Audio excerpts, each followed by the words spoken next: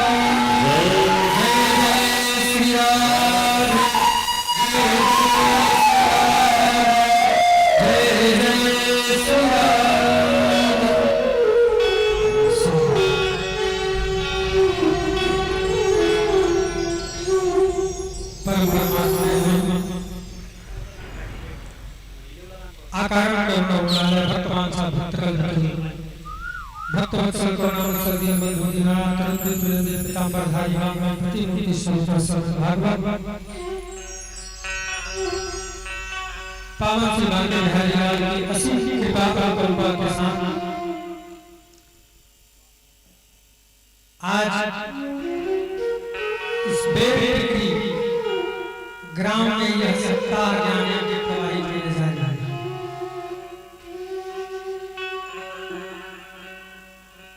आपसे और हमसे कोई परिचय नहीं था कल तक,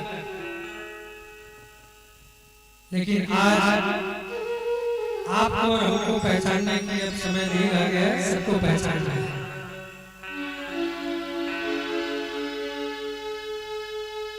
यह यज्ञ आज से 15 साल पहले ही किसी के मन में संकल्प जागृत हो गया। हम वृंदावन में अध्ययन कर रहे थे, पहली बार हमारे जो परीक्षित बन करके बैठे हैं श्री जायसवाल जी, आपका और हमारा मुलाकात बिलासपुर में हुआ था और अब आपको तो पूरा याद है, हमको तो याद नहीं। तो बिलासपुर पर भेंट हुआ, आप भोजन इत्यादि हम सब लोग मिल करके बना रहे थे। तो जायसवाल जी शायद बना रहे थे, इनके मित्र हैं श्री अनिल ठाकुर जी।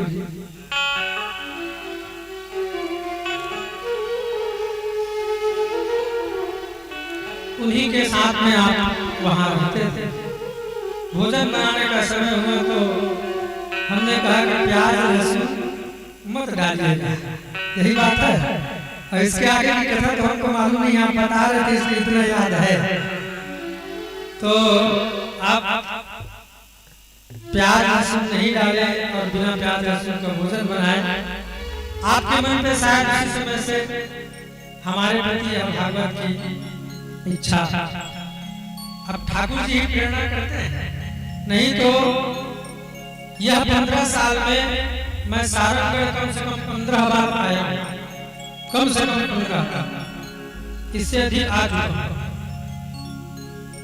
क्योंकि भैया ये एसडीएम थे, मेरे से बड़े वाले भैया सारंगगढ़ एसडीएम थे, तो यहाँ से मेरा निकलना होता था और लगभग मैं जिस घर में रुका हूँ उस घर में मैं कुरकुरे भी लिया था।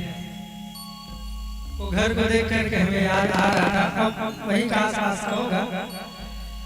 तो संयोग जो है भगवान अब बनाए, आना जाना हम लोगों का रहा, लेकिन भेंट भी आपसे तब का हुआ जायसवाल जी, गेंद्राम जायसवाल जी बात कर रहे हैं, तब का भेंट हुए अब बिलासपुर में पहली बार जब आप फोन में बात किए हुए महाराज जी हम आ रहे हैं, कल अनिल जी के माध्यम से सब बातें हो चुकी थी, तो आप कहाँ मिलेंगे? हम कहें बिलासपुर ही आ जाते हैं, आप घर आने में तो मुश्किल होगा।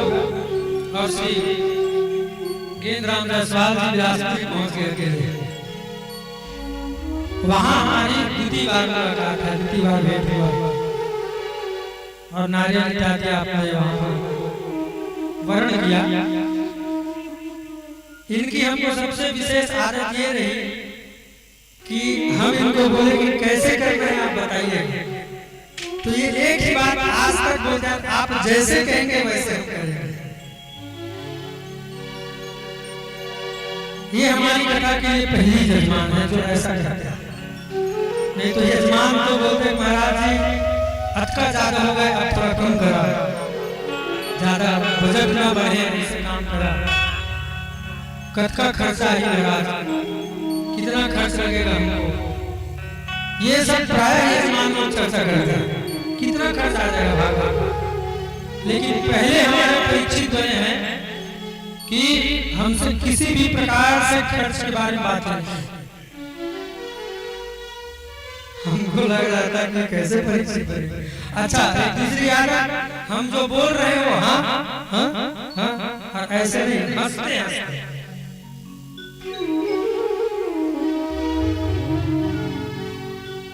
तो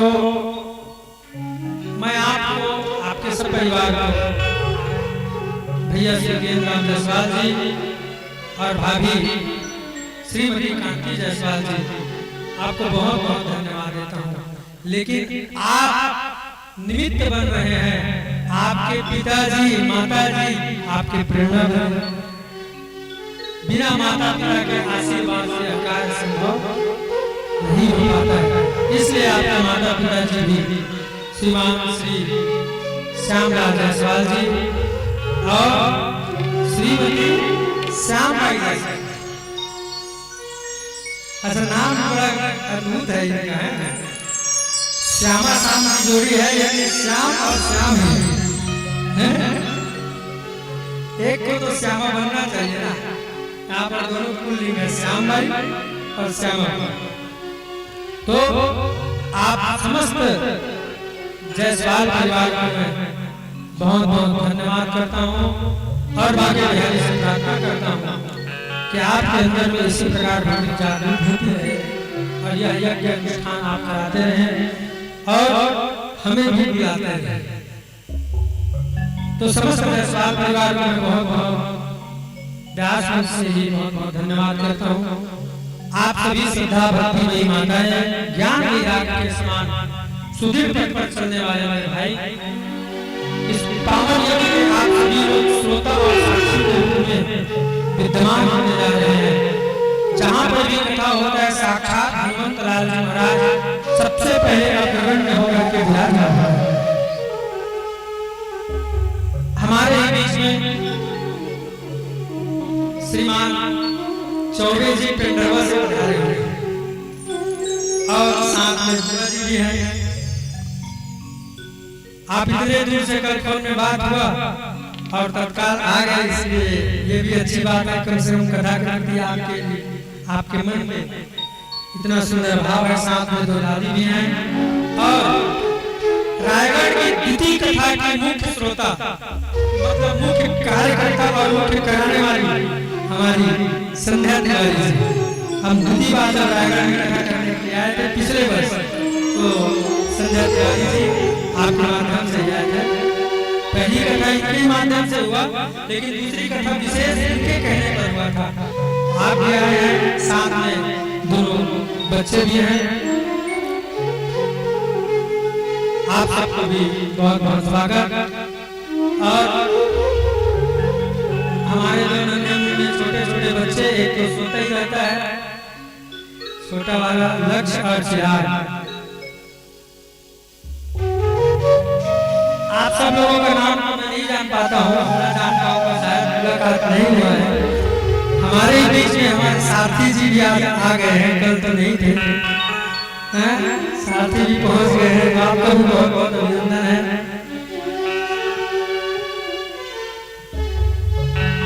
आइए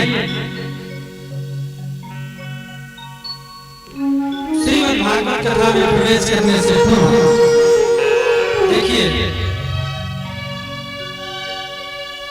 भागवत की गंगा, हम लोग कहते हैं श्रीमद् भागवत ज्ञान यज्ञ गंगा, गंगा में प्रवाहित करने के लिए आते हैं।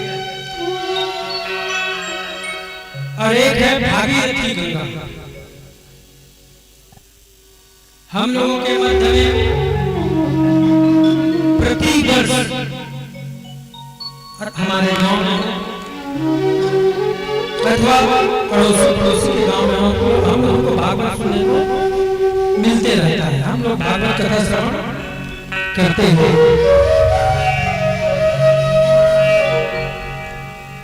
भागवत की गंगा और भागीरथी गंगा में बहुत अंतर है, जबकि दोनों ही ठाकुर जी से ही, भगवान से उद्गम स्थिति है, उद्गम है दोनों। गंगा भी भगवान से उद्गम है ना? अच्छा, मेरी बात समझ में आ रही है? सबको आ रही है समझ?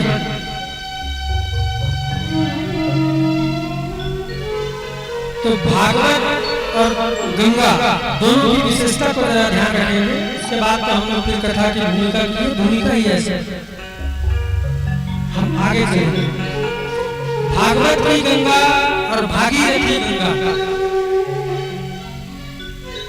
दोनों ही भगवान से ही प्रकट हुई हैं, लेकिन दोनों में बड़ा पक्ष, दोनों अपने अपने स्थान पर अद्भुत हैं और दोनों को गंगा कहा जाता है। तो इसमें से बड़े कौन है?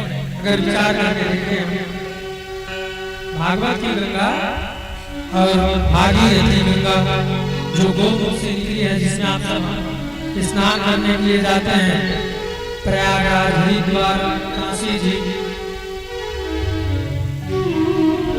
कौन बड़ा है?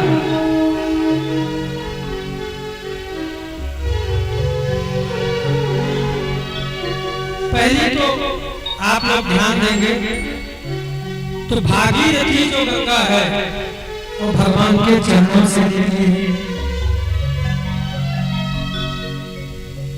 बलिवान प्रभुवारे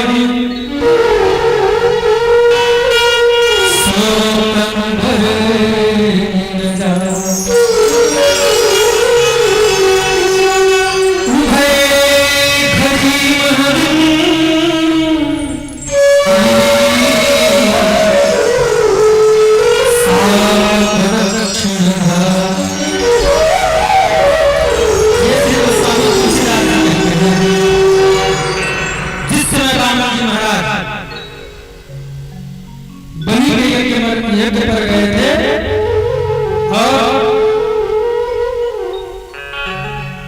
जब 3 पृथ्वी मांगने के लिए याचना किया गया, भूमि वीरेंद्र, ये सब आगे चलकर आने वाला है, मैं सिर्फ समझाने के लिए, भूमि वीरेंद्र सम्मतानि पदानि।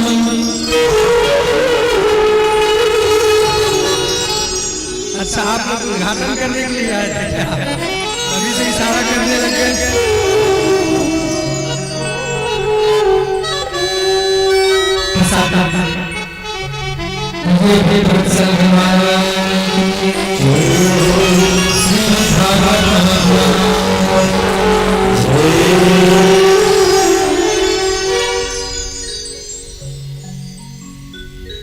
तो श्री वामन भगवान ने त्रिविक्रम रूप बनाया था।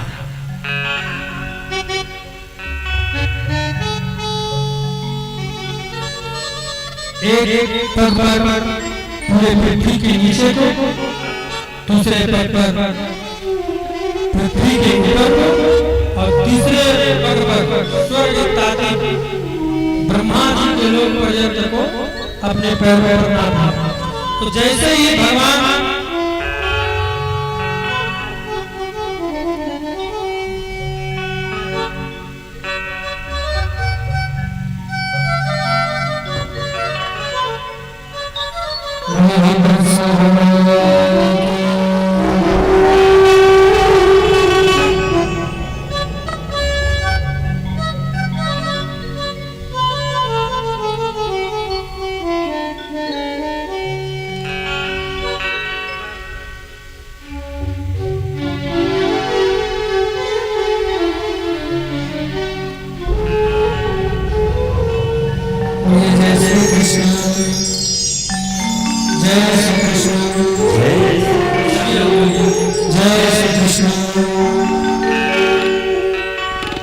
चलिए आप जाते तक पहले भजन ही कर लेते हैं, फिर उसके बाद में कथा की ये भागवत जी बड़ी यहाँ गंगा बड़ी हम चर्चा करेंगे। अपने मन और वाणी को पवित्र करने के लिए भगवान के युगलाष्टकम का सहारा लेते हैं। युगलाष्टकम का पाठ करने से प्राणी के सभी प्रकार के पाप तत्क्षण नाश हो जाता है। अगर हमको पाठ करना नहीं बनता है, हम पाठ कर नहीं पाते हैं, हम नहीं बोल पाते हैं, तो श्रवण करने से भी सभी प्रकार के पाप तुरंत ही नष्ट होते हैं और भगवान श्री राधा माधव के चरणों में प्राप्ति होती है। इसलिए आप सबको अगर न भी आए तो आप सभी लोग भाव से जो अंतिम की 2 पंक्ति है उसको आप स्मरण कीजिएगा। कृष्ण प्रेम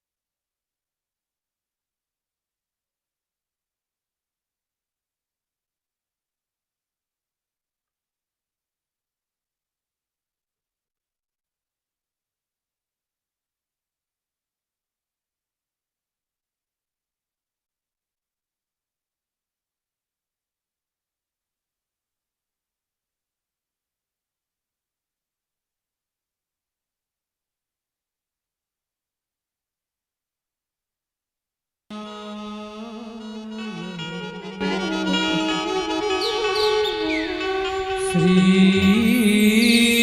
कृष्णाय वयं नमः।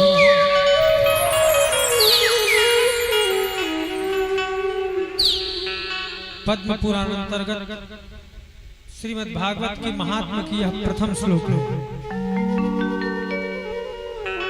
श्री कृष्णाय वयं नमः।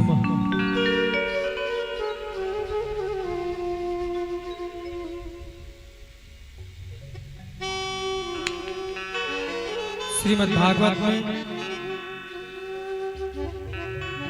335 अध्याय है। 12 स्कंद है। 18,000 श्लोक और 7 दिन में सुनने की विधि। अच्छा, एक साल में कितने दिन होते हैं? 365। भागवत जी में कितने अध्याय? 335। अच्छा, साल में कितने महीना होते हैं? 12।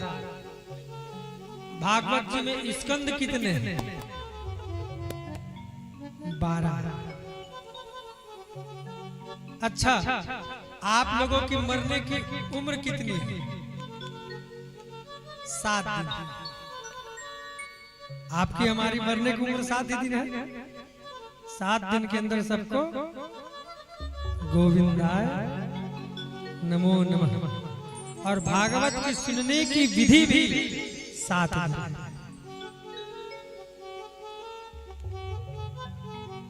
कहने का भाव है कि हम लोग प्रतिदिन 365 दिन में अगर एक अध्याय भी भागवत जी का पाठ करें तो मनुष्य जन्म निश्चित रूप से कभी नहीं। अगर आपकी संस्कृति में अच्छी गति है तो प्रतिदिन भागवत की जो 365 दिन में आप 335 अध्याय करना चाहते हैं वो 7 दिन में भी कर सकते हैं। जैसे आज करेंगे, हम आज से करेंगे। श्लोकार्धम श्लोक पादम। भागवत जी में कहते हैं कि भागवत जी का एक श्लोक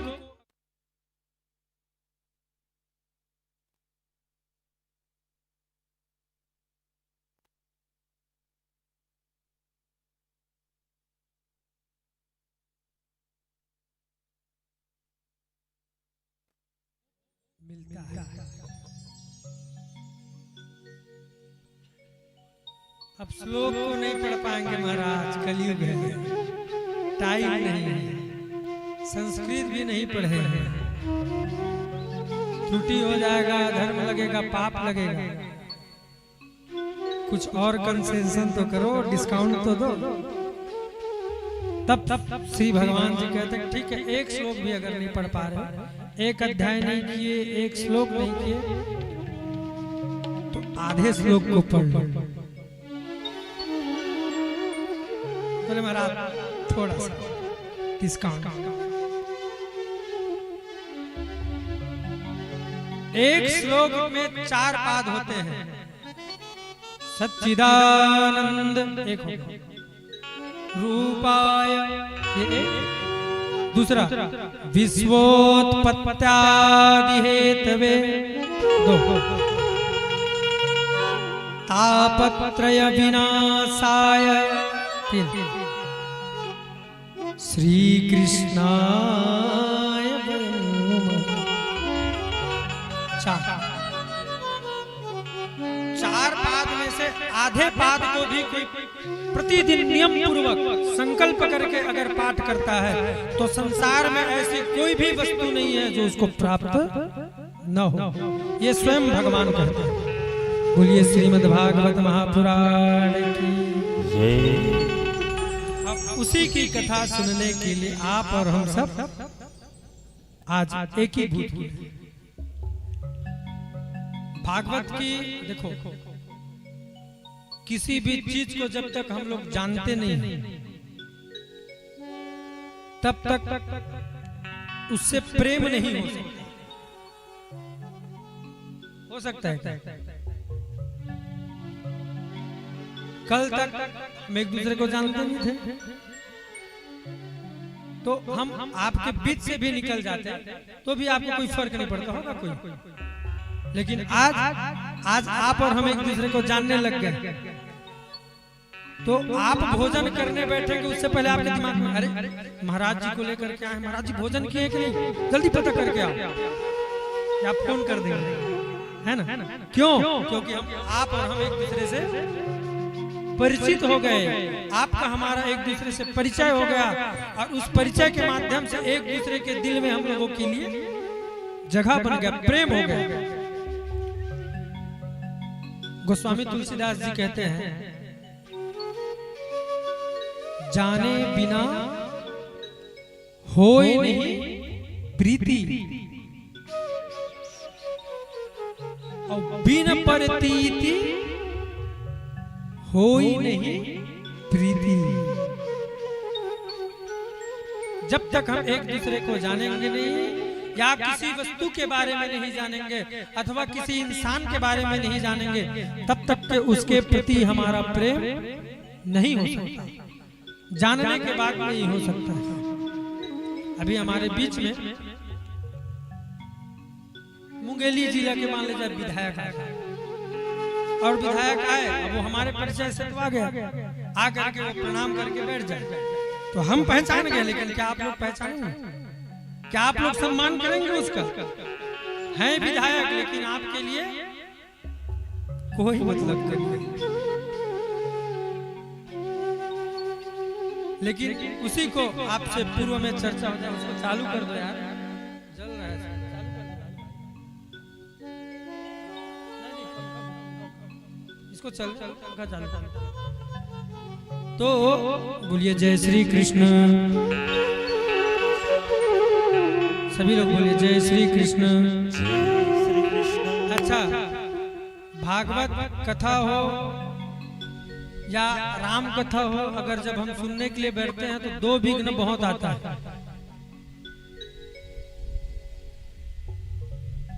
है ना?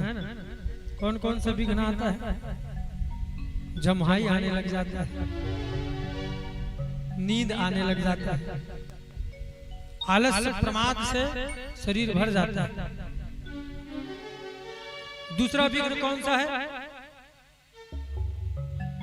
मनी राम जी कहीं और भग जाता है।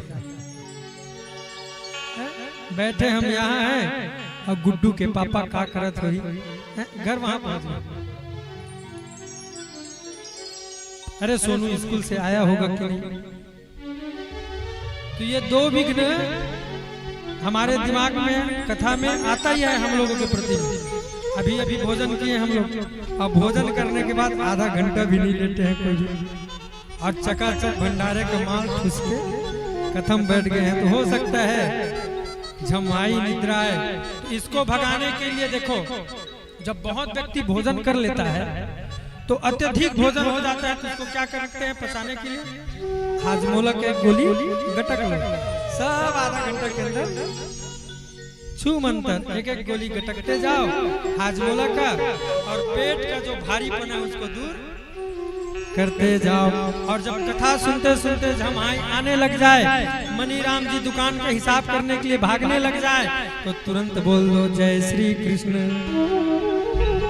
ये कृष्ण रूपी पाचक जब आप नाम लेंगे तो सारे ग्रह दूर, और कृष्ण ग्रह ग्रहित मानसा, कृष्ण रूपी ग्रह आपके मन को पकड़ लेगा। तो श्रीमद् भागवत में पहले किसी चीज को जानने के लिए उसकी महिमा गाई जाती है, उसके बारे में बताया जाता है, तब उससे हमारा प्रेम होता है। ठीक इसी प्रकार भागवत जी को पहचानने के लिए, भागवत जी में क्या है ये जानने के लिए, भागवत जी को क्यों सुनना चाहिए ये जानने के लिए, भागवत जी से क्या हो सकता है क्या होता है ये जानने के लिए, भागवत जी में श्री व्यास जी ने 6 अध्याय पहले लिखा, और वह 6 अध्याय कहां से लिखा गया है?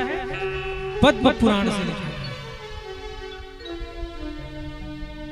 पद्म पुराण के 6 जो अध्याय हैं उसको भागवत जी के प्रथम में महात्मा के रूप में वर्णन किया गया है। तब आप भागवत को समझेंगे। जब भागवत में और मैं निवेदन किया था भागीरथी में कितना अंतर है। भागीरथी गंगा में अगर आप और हम स्नान करने के लिए जाना चाहें तो कैसे करेंगे? यहां से टिकट कटाएंगे, प्रयाग जी जाने के लिए टिकट कटाएंगे, टिकट कटा के जा करके स्नान करेंगे, और स्नान करने के बाद में फिर वापस आएंगे। हो सकता है आप 10 दिन 8 दिन रुक जाएं, तो वहां स्नान करने के लिए हमको स्वयं जाना पड़ेगा। देखिए कौन बड़ा है, मैं ये निवेदन कर रहा हूं आपको। वैसे तो किसी को बड़ा अपराध कहत ये अपराध है, किसी को बड़ा किसी को छोटा कहना, लेकिन मैं भागवत रूपी गंगा और भागीरथी गंगा के बारे में आपको निवेदन कर रहा हूं अपनी छोटी सी बुद्धि के अनुसार कि भागीरथी गंगा में हमको स्नान करने के लिए वहां जाना पड़ेगा, टिकट कटाना पड़ेगा, और स्नान करके जब आएंगे तब हमको वह गंगा स्नान का पुण्य फल प्राप्त होगा। उसमें भी बड़ा शर्त रहता है गंगा स्नान करने का। वहां पर ट्रस्टी लोग बोर्ड में लिख दिए रहते हैं ज्यादा गहरे में मत जाना, डूब जाओगे। चैन बांध दिए रहते हैं, उस चैन को पकड़ करके स्नान करो। अच्छा, भागीरथी गंगा तो जब स्नान करेंगे तो शरीर को तरोताजा कर देती है, आनंद आ जाता है। कितना भी गर्मी पड़ता रहे और कोई हरिद्वार में जाकर के स्नान कर दे जून और जुलाई के महीने में भी, तो दांत कब कपा जाएगा महाराज, इतना ठंड रहता है गंगा जी का जल। तो गंगा जी में स्नान करेंगे तो ताजगी और ठंडक गर्मीपन तो दूर हो जाएगा, लेकिन ज्यादा देर नहीं रुकेगा। जैसे स्नान करके आप तट पर बाहर आए कि फिर गर्मी चालू हो जाएगा। लेकिन भागवत गंगा क्या है? भागवत रूपी गंगा में जब स्नान करते हैं हम तो पहले बार जब वहां तो हमको जाना पड़ता है, और भागवत के गंगा को आप फोन किए कि महाराज आप मेरे घर आ जाओ, तो भागवत रूपी गंगा आपके ही घर में चालू हो। पहली विशेषता, बड़े हो गए भागवत जी, आप जहां बुला रहे हो वहीं आ जाए। लेकिन गंगा यहाँ नहीं आ सकती। आपको अगर स्नान करना है तो सूर्य नारायण का संगम तो जाना पड़ेगा, लेकिन वह संगम यहाँ पे बेलटिकरी में नहीं आएगी।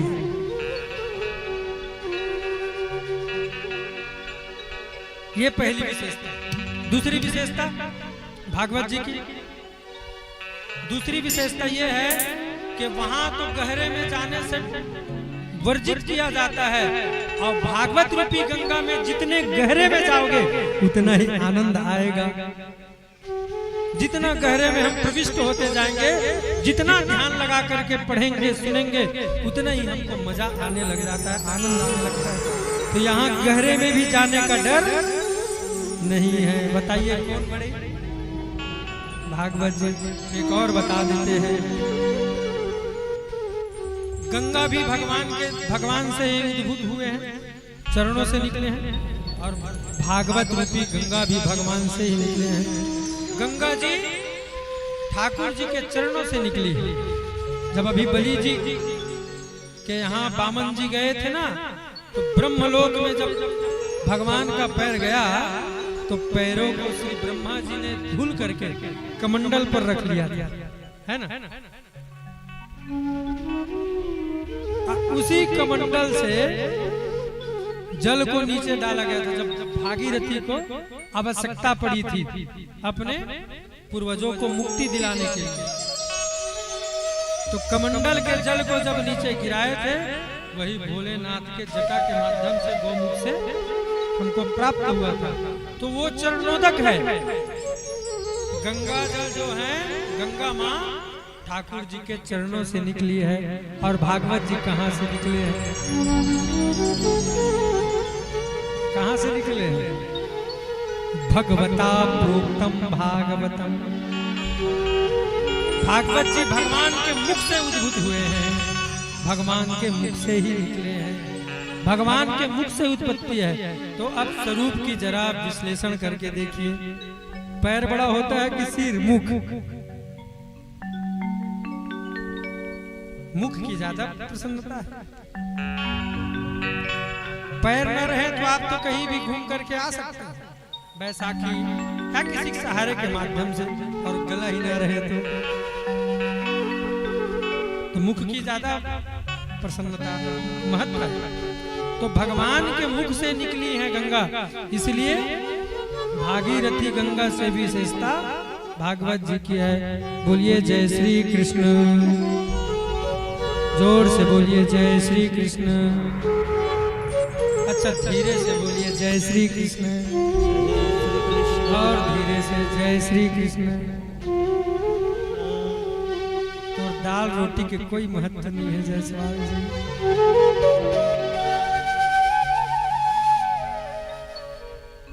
जय श्री कृष्ण।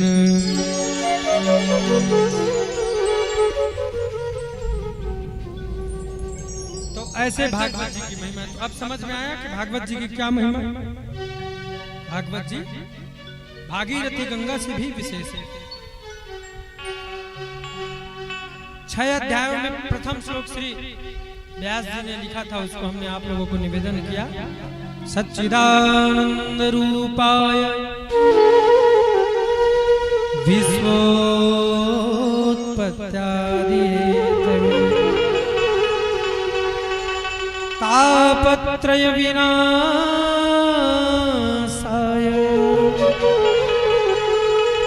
श्री कृष्णाय वयं नमः। द्वितीय श्लोक यं प्रव्रजन्तमनुपेतकृत्यं द्वैपायनो विरह कातरया जुहाव पुत्रेति तन्मयतया तरवो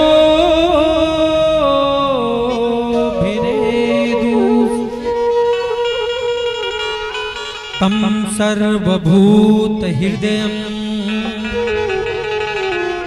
मुनिमानतोऽस्मि। पहला श्लोक में कह रहे हैं सच्चिदानंद रूपाय, इसमें भगवान की नाम की महिमा है। कैसे हैं भगवान? सतघन चितघन आनंद घन सच्चिदानंद रूपाय। तो सच्चिदानंद का संधि विच्छेद ऐसा ही तो करेंगे ना। सत घन, छत्तीसगढ़ में घन को धन कहते हैं। सत धन चित धन आनंद। घन का अर्थ होता है ठोस मजबूत। भगवान के स्वरूप कैसे हैं? सत्य स्वरूप है, चित्त स्वरूप है, आनंद स्वरूप है, जिसमें असत्य का लेस मात्र भी ना हो, जिससे करोड़ों सत्य प्रकाशित होते हो। उस भगवान श्री कृष्ण काम क्या करते हैं? जैसे सत चित घन आनंद है, तीन प्रकार के भगवान के स्वरूप, वैसे ही 3 प्रकार के काम करते हैं। तापत्रय विनाशाय, बोलिए जय श्री कृष्ण। धीरे से बोल दीजिए जय श्री कृष्ण। अच्छा हम आपको बोलते हैं धीरे से बोलिए तो थोड़ा जोर से बोलते हैं आप, और जोर से बोलने के लिए कहते हैं तो धीरे बोलते हैं। बोलिए जय श्री कृष्ण। जय श्री कृष्ण। धीरे से बोल दीजिए जय श्री कृष्ण। जय तो तीन प्रकार के ही भगवान काम करते हैं। तापत्रय विनाशाय, ये तीन प्रकार के ताप से आप और हम ये संसार के सभी मनुष्य संतप्त हैं। कौन कौन से ताप? त्रिताप कौन कौन से हैं? आदि दैविकता, आदि भौतिकता और आध्यात्मिकता। गोस्वामी तुलसीदास जी भी कहते हैं दैहिक दैविक भौतिक तापा, राम राज का नहीं व्यापा। ये तीन प्रकार के ताप हर मनुष्य के पास में रहता है, लेकिन ये तीनों प्रकार के तापों को समन करने का एकमात्र उपाय है, वो है भगवान के नाम। ये तीनों प्रकार के नाम ताप को भगवान समन कर देते हैं। ऐसे भगवान कृष्ण को श्री कृष्णाय वयं नमः आप और हम सब मिल करके प्रणाम करते हैं। बोलिए बाल कृष्ण भगवान की।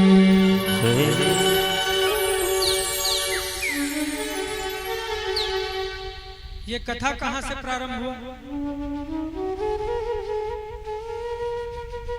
अब ये तो भगवान के नाम की महिमा है, सुनने से क्या हो, कौन कौन से ताप समझ हो जाता है। आज महात्मा की दिन है, प्रथम दिन महात्मा की कथा होती है, तो आज हम लोग महात्मा को ही अच्छे से चर्चा करेंगे। जितने दिन हो सके हम प्रयास करेंगे कि आप सब लोगों को, अब व्यास और समास विधि तो चलेगी ही, लेकिन हर प्रसंग को विशेष करने की प्रयास करेंगे, क्योंकि आप लोगों ने इतना मेहनत किया, इतना धन व्यय किया और इतना समय आप बहुमूल्य समय दे रहे हैं, तो लाभ ले, ऐसा हमारा भी प्रयास रहेगा।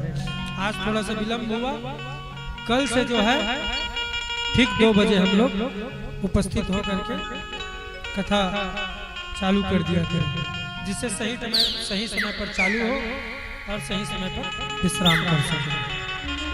बोलिए भक्त वत्सल भगवान की, बोलिए जय श्री कृष्ण, जय श्री कृष्ण।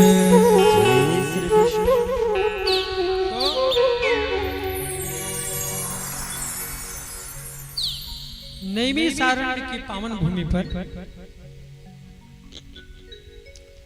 सनकादिक ऋषियों के मध्य में श्री सूत जी महाराज जी यह कथा को श्रवण करा रहे हैं। बहुत मन लगा करके सुनिएगा। कहां पर यह कथा हो रही है? नैमिषारण्य की पावन भूमि। सौनकादि 88,000 महात्मा बैठे हुए हैं।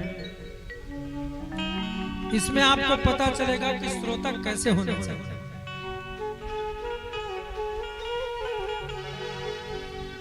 88,000 महात्माओं ने श्री सूत जी महाराज जी से निवेदन किया, महाराज ये आने वाला समय कलिकाल का, कलयुग है, इसमें महाराज लोगों की बुद्धि बहुत खराब हो जाएगी। इसी चीज को सोच सोच करके हमारे अंदर अंधकार व्याप्त हो गए। ज्ञान रूपी जो तेज है वो हमारे अंदर से गायब है। कृपा करके आप उस ज्ञान रूपी अंधकार को दूर करो। हमारे अंदर जो अज्ञान रूपी अंधकार है उसको दूर कीजिए। सूत जी महाराज मात्र 16 वर्ष की अवस्था के हैं। व्यास जी जो बन करके बैठे वो कितने वर्ष के हैं? मात्र 16 वर्ष के। और जो मुख्य यजमान है वो कितने वर्ष के हैं? उनकी आयु कितनी है? लाखों लाखों वर्ष के हैं। कोई 50,000 वर्ष के हैं, कोई 60,000 वर्ष के हैं, कोई 40,000 वर्ष के उम्र के हैं। और उन 88,000 महात्माओं ने एक 16 साल के बच्चे को प्रार्थना करके बोलते हैं कि महाराज हाथ जोड़ करके सामने आ गए और प्रार्थना करते हैं, अज्ञान रूपी वीरांधस्य ज्ञानांजन शलाकया चक्षुर्निमीलितं येन तस्मै श्री गुरुवे नमः। हे गुरुदेव, हे प्रभु, आने वाला समय घोल कलिकाल है, कृपा करके इस अज्ञान रूपी जो अंधकार है उसको आप दूर करने का उपाय कीजिए। क्यों ऐसा प्रार्थना कर रहे हैं उनसे? क्यों? क्योंकि अज्ञानध्वांत विध्वंस कोटि सूर्य समप्रभ सूताख्याहि कथा सारम मम कर्ण निरसार। अज्ञान रूपी अंधकार को दूर करने के लिए आपके पास करोड़ों सूर्य के समान तेज है। देखो, बाहर का जो अंधेला है, रात होती है और रात होने के बाद में प्रातः सूर्य देव जैसे ही उदय होते हैं कि सारा अंधकार दूर हो जाता है। लेकिन जो हमारे अंदर अंधेला है, दीपक तले अंधेला को कौन दूर करे? दीपक को रख दो तो दीपक चारों ओर प्रकाशित करता है, लेकिन स्वयं अपने नीचे को प्रकाशित, नीचे को उजाला कहां दे पाता?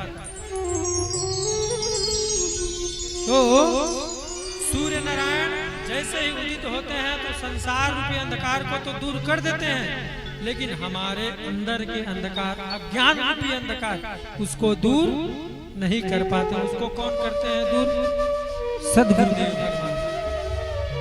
जब हम गुरु दीक्षा लेते हैं और गुरु दीक्षा लेने के बाद में वैष्णव गुरु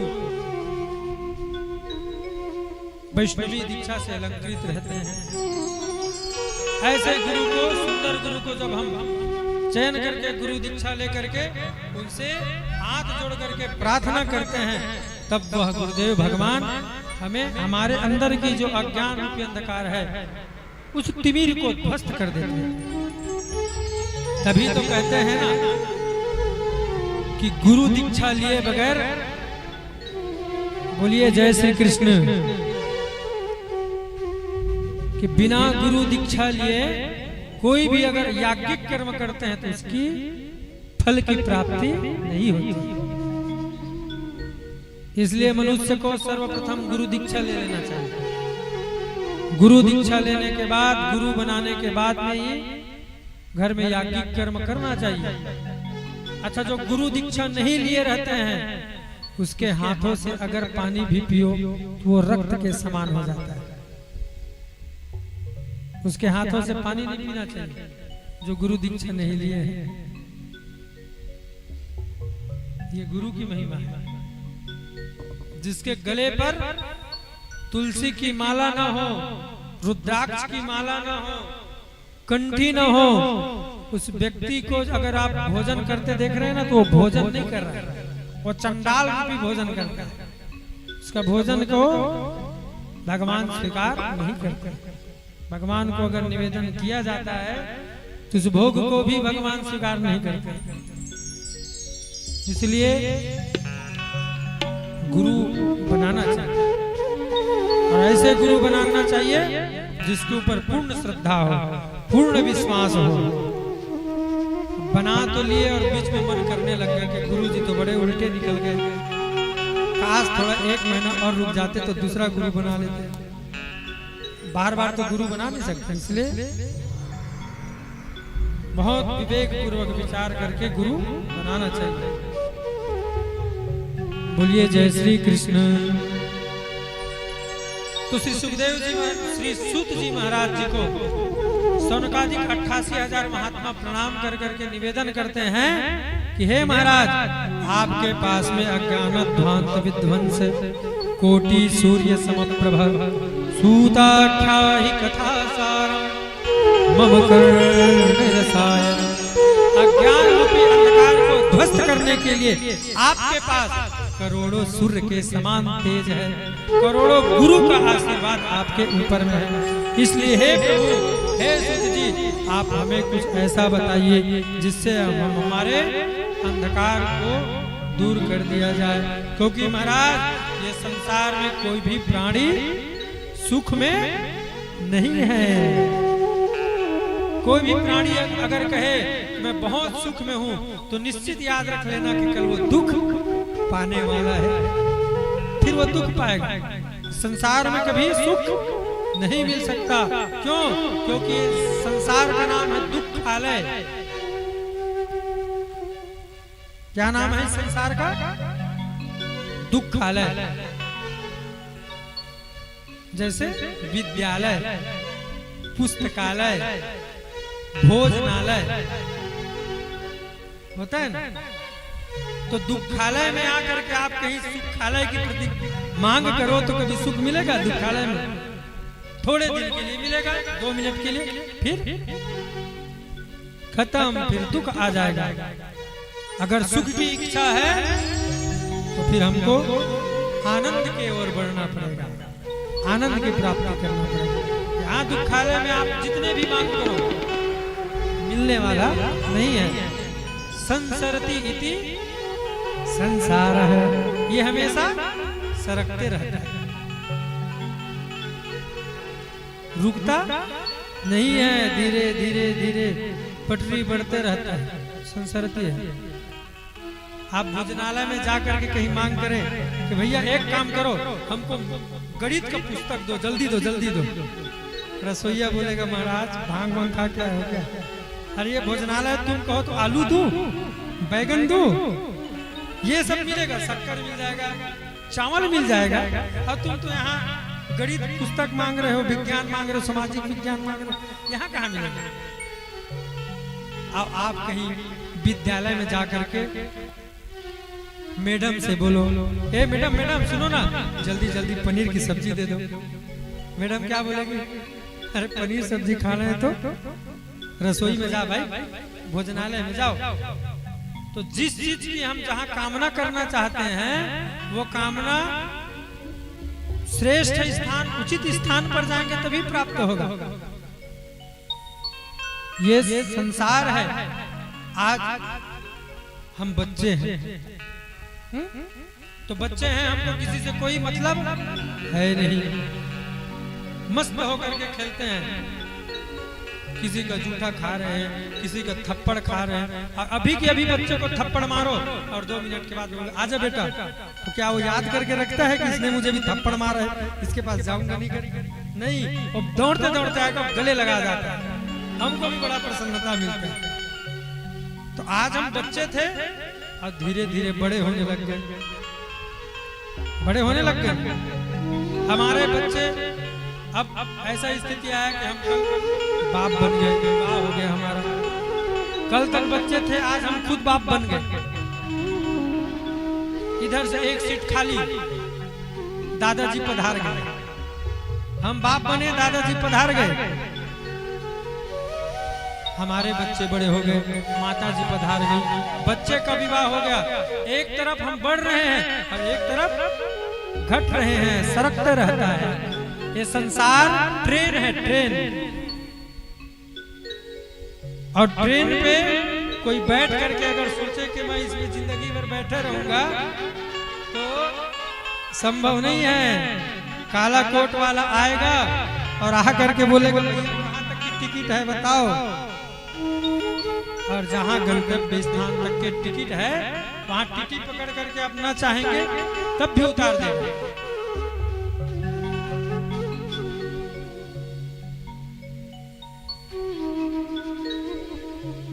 हर व्यक्ति को इस बात को ये भागवत हमें सिखाता है। अज्ञान तिविराम अज्ञानध्वांत विध्वंस कोटि सूर्य समप्रभ। सरकते रहने वाले संसार पे हम सुख की इच्छा करेंगे तो संभव नहीं है। एक तरफ आगे बढ़ते हैं और एक तरफ घटते रहते हैं। अच्छा, हम आपसे पूछें कि आप जवान कब हुए, तो आप बोल देंगे कि हम 22 साल के बाद जवान हो गए। 22 साल जब लगा जवान हुए। और हम कहीं आपसे पूछे कि आप बुढ़े कब हुए, बाल कब पका, तो कोई उम्र बता पाएगा कि हमारा बाल कब पका? पैदा हुए कब, डेट लिखा हुआ है। शादी कब, डेट लिखा हुआ है। वृंदावन कब गए, डेट लिखा हुआ है। बनारस कब गए, डेट लिखा हुआ है।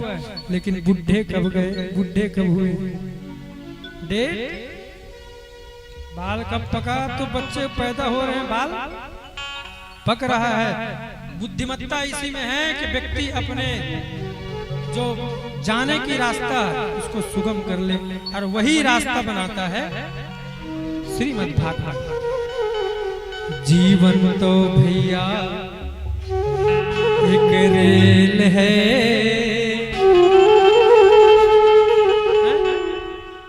जीवन तो भैया एक रेल है, जीवन तो भैया एक रेल है, कभी पैसेंजर कभी मेल है। जीवन तो भैया एक रेल है, कभी पैसेंजर कभी मेल है। जीवन तो भैया एक रेल है, कभी पैसेंजर कभी मेल है। जब हमको सुख मिलता है तो हम खूब झूम झूम करके नाचने लग जाते हैं, है ना? हमको बहुत प्रसन्नता मिलता है तो हम नाचने लग जाते हैं। और जैसे ही थोड़ा सा दुख मिला, आंखों से निकलने लग जाता है। हे भगवान, ये क्या पाप कर दिया हमने, जिसकी सजा आप हमें दे रहे हैं। जीवन तो भैया एक रेल है, कभी पैसेंजर कभी मेल है। जीवन तो भैया एक रेल है, कभी पैसेंजर कभी मेल है। ओ जीवन तो भैया एक रेल है, ओ कभी पैसेंजर कभी मेल है।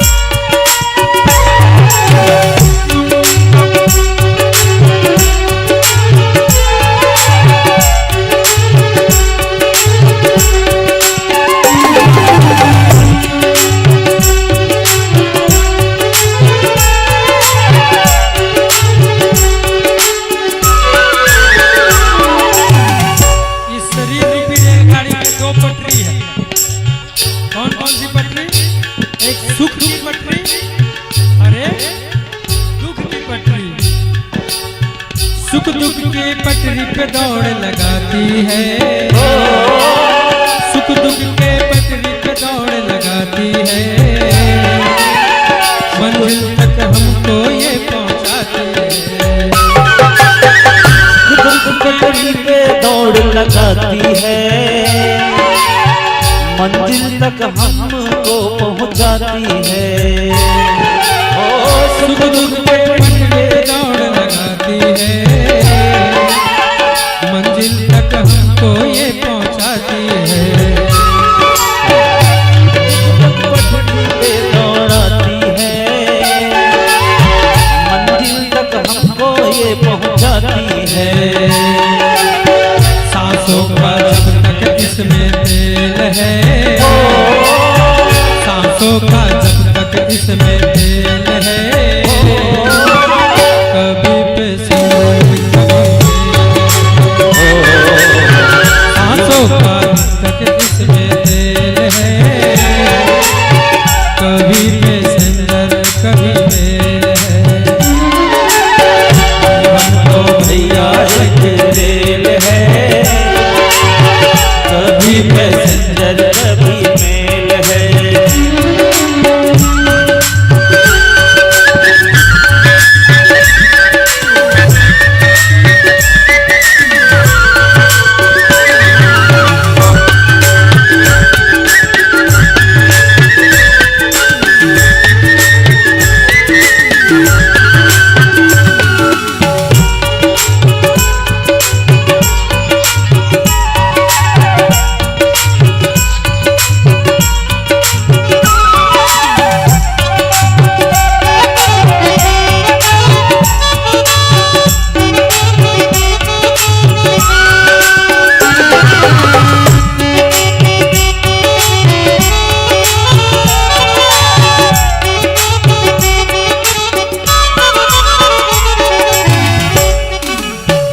बुद्धिमान मनुष्य वही है जब हम ट्रेन की टिकट कटाए हैं चांपा तक के लिए, तो हम चांपा पे उतर जाए तब तो हमारी बुद्धिमानी है। और कहीं उसी टिकट के भरोसे बिलासपुर जाएंगे तो फिर टीटी पकड़ करके जेल में डाल देगा। चांपा तक का टिकट कटाता है मूर्ख और बिलासपुर आता है। काला कोट वाला आएगा और आ करके जेल में बंद कर देगा अथवा जबरदस्ती उतार देगा, तो भाग यहाँ से, अभी तक क्या सो रहा था तू। तो समझदार इंसान के लिए आवश्यकता है कि वो पहले ही जो अपनी स्थिति है अपने गंतव्य स्थान को पहचाने और वहां पर उतर जाए, ये तो बेइज्जती हो जाता है सर। हमारा यज्ञ जो चल रहा है ये अच्छे कर्मों का है, आगे की हमारे रास्ते को सुगम बनाएगा। यहाँ से हमारी सफर चालू हो गई है। कैसे?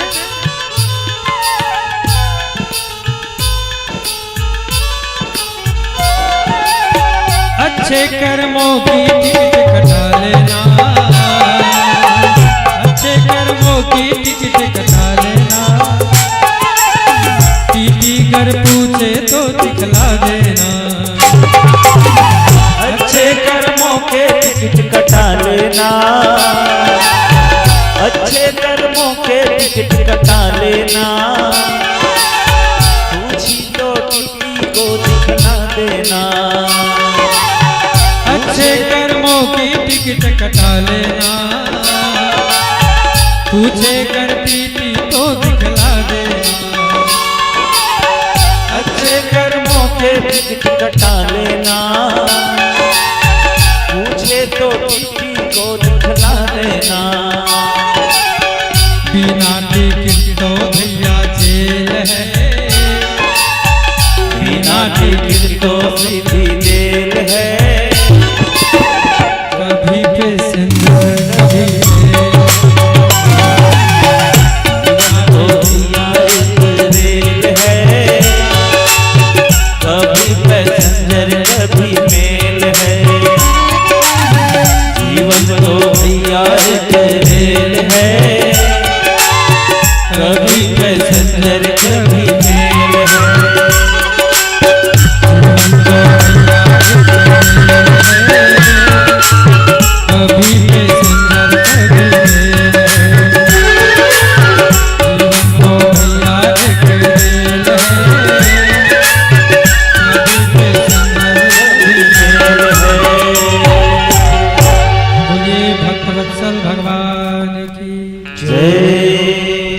आप लोग बोल दीजिए जय श्री कृष्ण।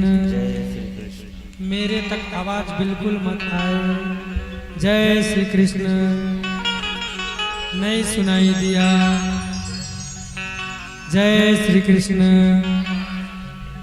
एक सूचना फिर आगे चलें। राधे राधे। श्रीमद् भागवत महापुराण की जय। आज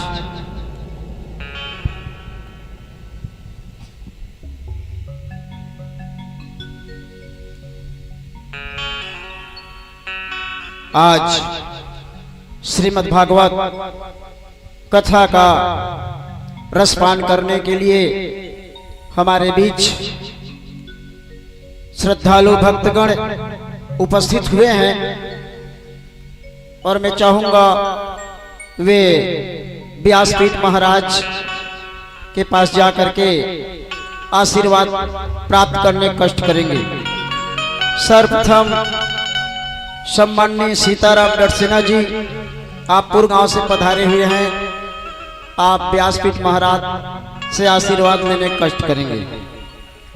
सिद्धि सिंह डरसेना जी पुरगांव से, आप भी व्यासपीठ महाराज से आशीर्वाद प्राप्त करेंगे। गोरेलाल जायसवाल जी, आप जोगीडीपा से हैं, आप भी महाराज जी से आशीर्वाद प्राप्त करेंगे। नीलकंठ जायसवाल जी, आप बेलटिगरी से हैं, आप भी महाराज जी से आशीर्वाद प्राप्त करेंगे। मोहर साहब जायसवाल जी, आप बेलटिगरी से हैं, सब परिवार व्यासपीठ महाराज से आशीर्वाद ग्रहण करेंगे। सम्माननीय फतेराम साहू जी, आप भी व्यासपीठ महाराज से आशीर्वाद ग्रहण करेंगे। फिरूराम साहू जी, आप बेलटिगरी से हैं, आप भी व्यासपीठ महाराज जी से आशीर्वाद ग्रहण करेंगे। कृष्णलाल जायसवाल जी, आप भी व्यासपीठ महाराज से आशीर्वाद ग्रहण करेंगे।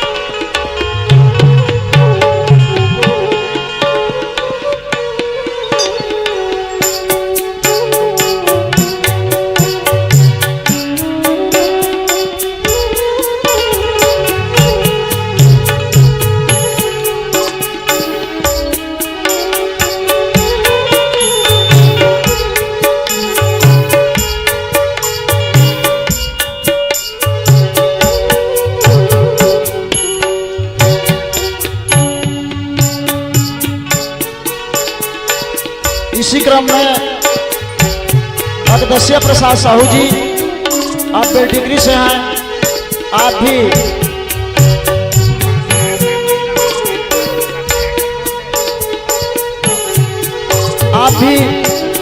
व्यासपीठ महाराज से आशीर्वाद प्राप्त करेंगे।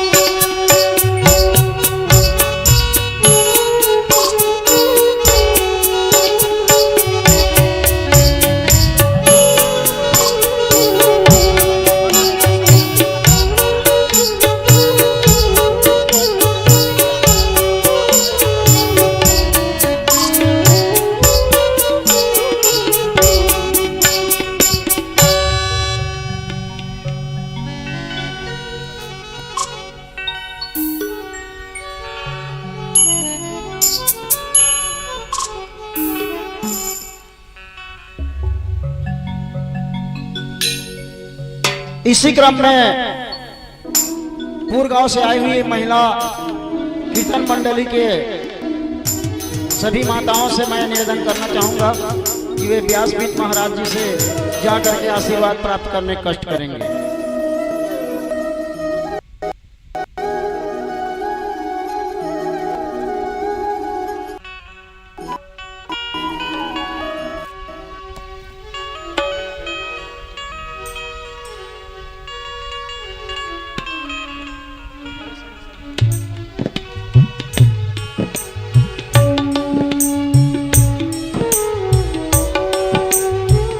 अमित जायसवाल जी, आप मड़वा से हैं, सपरिवार व्यासपीठ महाराज जी से आशीर्वाद प्राप्त करेंगे।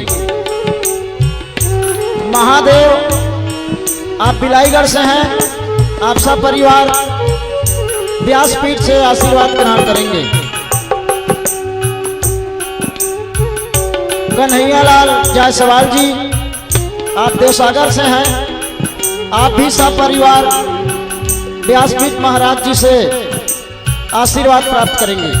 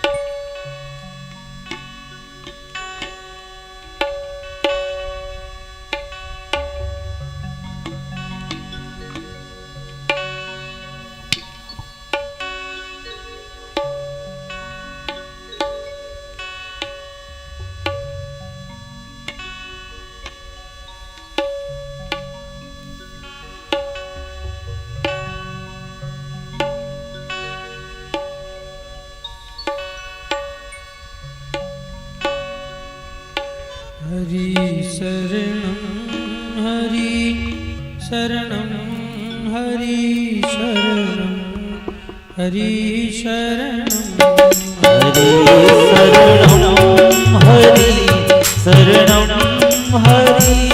शरणं हरि शरणं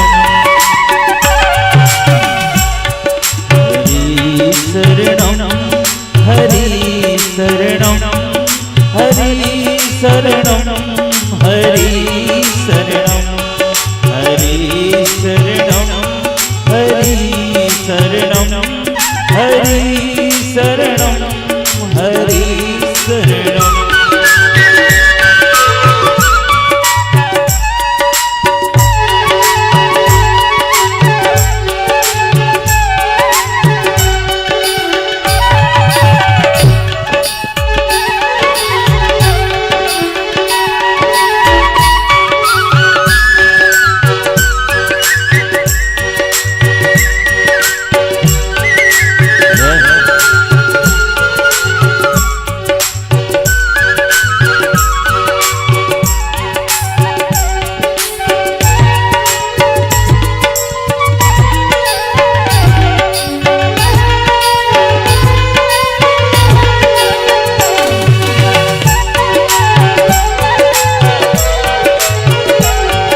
सभी लोग खड़े होकर के पैर सीधा कर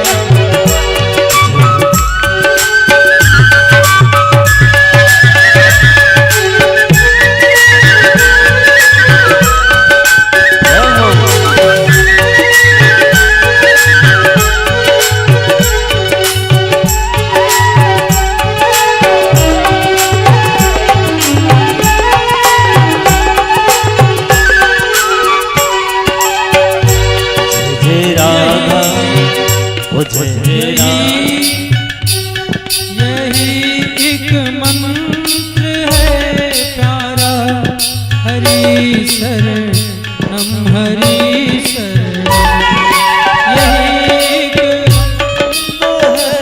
प्यारा हरि शरणं हरि शरणं यही एक मंत्र है प्यारा हरि शरणं हरि शरणं यही एक मंत्र है प्यारा हरि शरणं हरि शरणं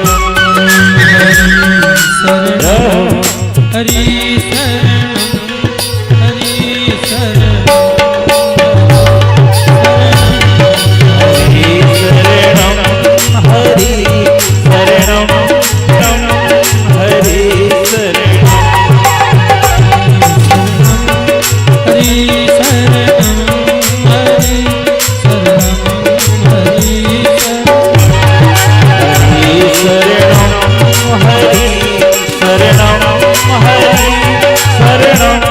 हरि शरणं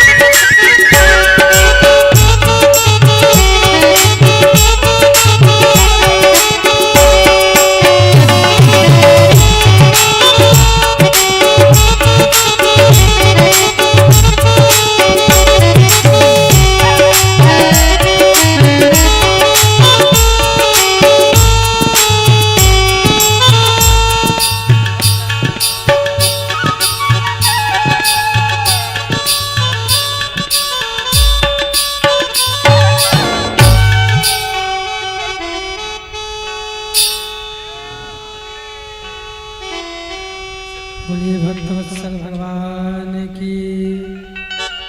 और खड़े रहेंगे।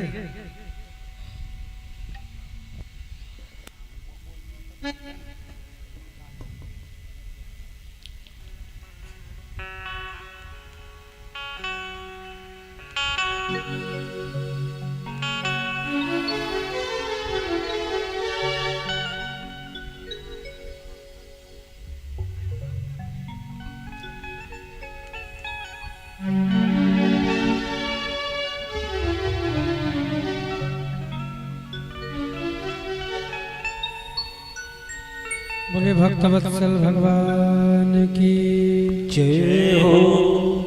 सभी लोग एकाग्रचित्त हो जाएं। हेलो कितने बजे तक करना है? हरीक्षा तक। तो हरीक्षा तो 12-1 बजे रात तक हो सकता है। 6-7 उसी हिसाब से फिर अपनी गाड़ी दौड़ाएंगे ना। ठीक है। बोलिए भक्तवत्सल भगवान की जय। वृंदावन बिहारी लाल की जय हो। जय जय श्री राधे, जय जय श्री राधे, जय जय श्री राधे।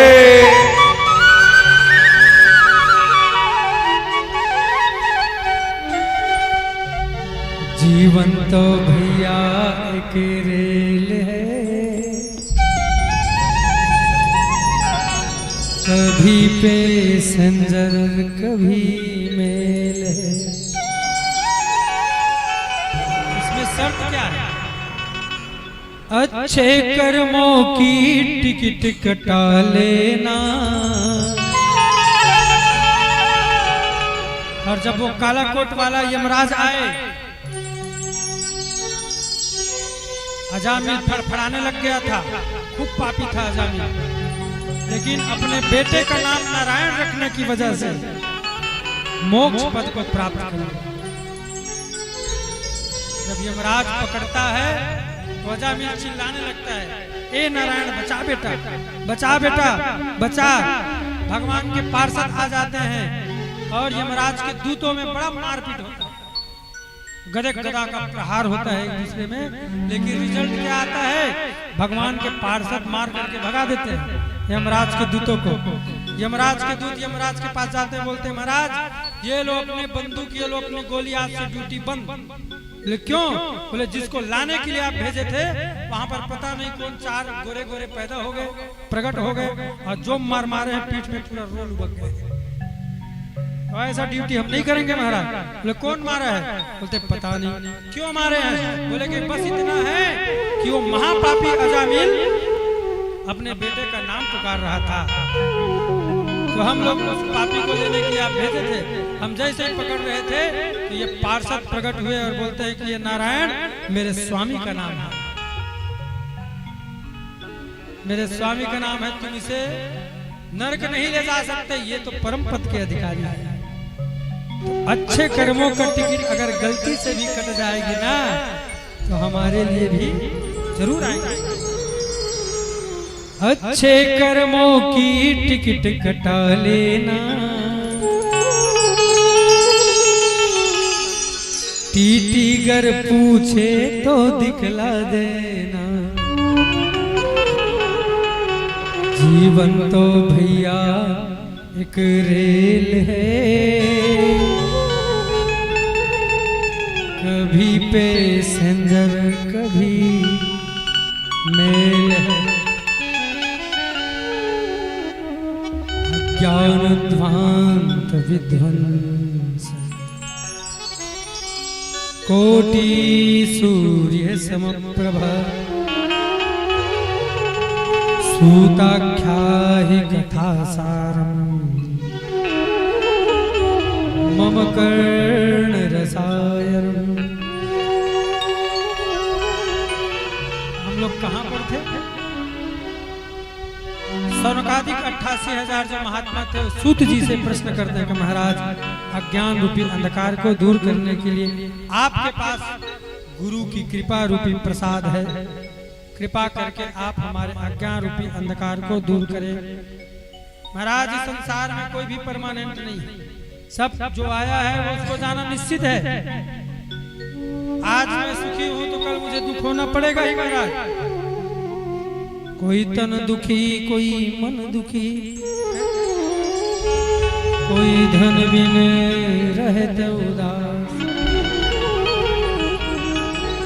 थोड़े थोड़े सब दुखी, सुखी कौन है?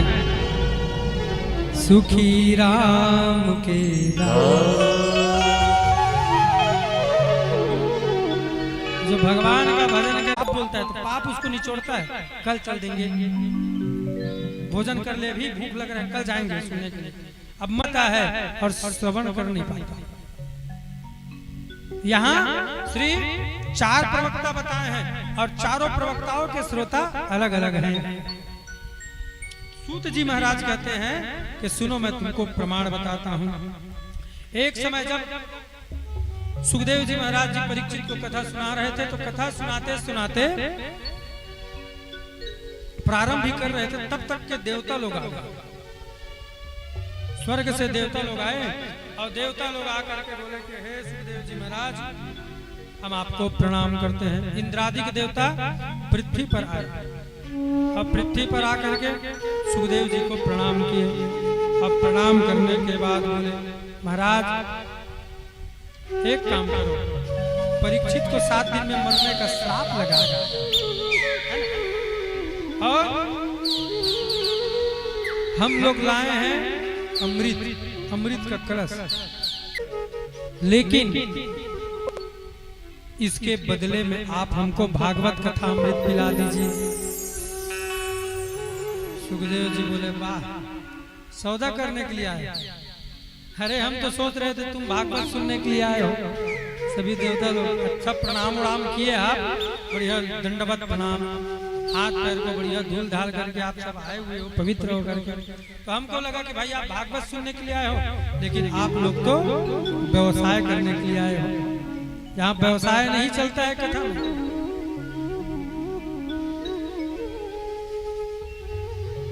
सुधा कुंभम गृहीत्वैव देवास्तत्र समागमन। अब जरा एक बात सोच करके और देखिए, अमृत का कलश लेकर के देवता लोग आए हैं और प्रार्थना कर रहे हैं सुखदेव जी से कि अमृत पिला दीजिए परीक्षित को, उसको तक्षक नाग नहीं काटेगा, और इसके बदले में भागवत कथा अमृत हमको पिला दीजिए। सुखदेव जी महाराज जी ने देवताओं को फटकार करके भगा दिया कि तुम लोग भागवत सुनने के अधिकारी नहीं हो, क्योंकि तुम भागवत को खरीदने के लिए आए हो। ये खरीदा नहीं जाता, ये व्यवसाय नहीं है, ये श्रद्धा और भक्ति, ज्ञान और वैराग्य की गाथा है। तुम्हारे अंदर ज्ञान और वैराग्य की भूमिका रहती, तुम्हारे अंदर भक्ति रहती, तो तुम ये सौदाबाजी नहीं करते, तुम आके चुपचाप पीछे बैठ जाते, कथा सुन लेते। लेकिन तुम व्यवसाय करने के लिए आए, फटकार करके भगा दिया। अच्छा, अमृत और भागवत के बारे में जरा कल्पना करके देखिए कि दोनों में श्रेष्ठ कौन है। समुद्र मंथन करते हैं तो समुद्र मंथन करने का कितना भयानक परिणाम निकलता है। देवता लोग और राक्षस लोग आपस में सामंजस्य बिठा करके समुद्र मंथन के, उसमें से सबसे बहुमूल्य रत्न वह अमृत निकलता है। उस अमृत से पहले हलाहल विष निकलता है, जिसको भगवान भोलेनाथ पीते हैं। नीलकंठ पढ़ते हैं ना, नीलकंठ पढ़ते हैं। ऐसे अमृत उसको देवता लोग सहज पूर्वक पिलाने के लिए आ रहे हैं। इसके मतलब वो स्वर्ग का अमृत से भी दुर्लभ है श्रीमद् भागवत कथा अमृत। क्यों? क्योंकि जो देव दुर्लभ अमृत है वो अमृत तो मंथन पे प्रकट हो गया।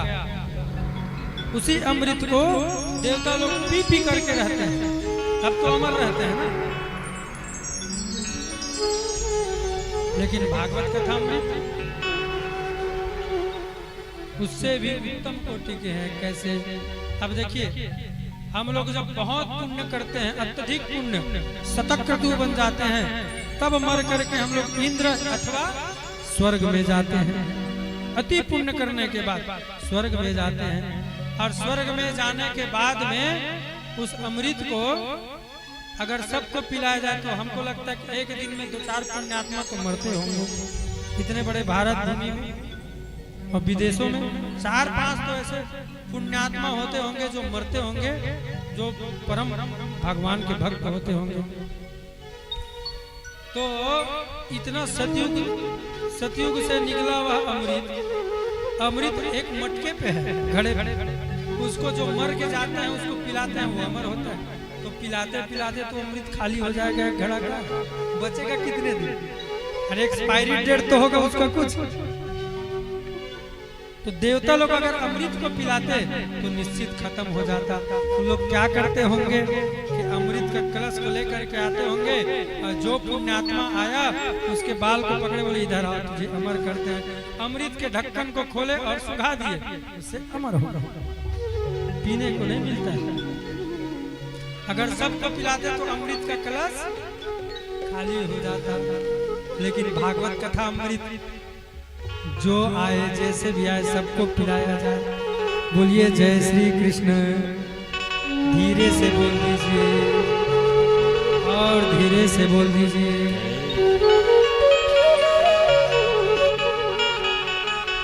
तो भागवत कथा अमृत को जो आए जिसको भी पिलाए, और वह अमृत को सबको नहीं पिलाया जाता, उसके लिए पुण्य करना पड़ता है, तब स्वर्ग में जाएंगे, तब पिएंगे। लेकिन यहाँ पर आप बताइए, कोई भी चोर आ जाए, डकैत आ जाए, गुंडागर्दी वाला आ जाए, जो भी आए सबके लिए दरवाजा खुला है। ये भागवत कथा अमृत की विशेषता है।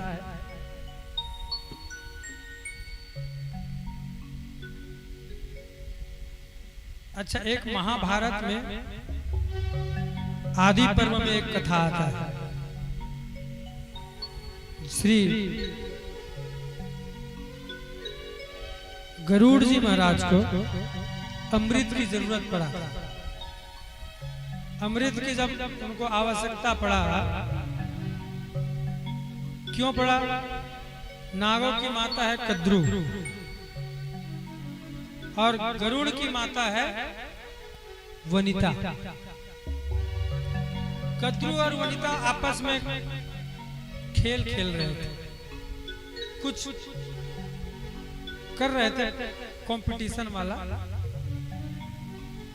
प्रतियोगिता।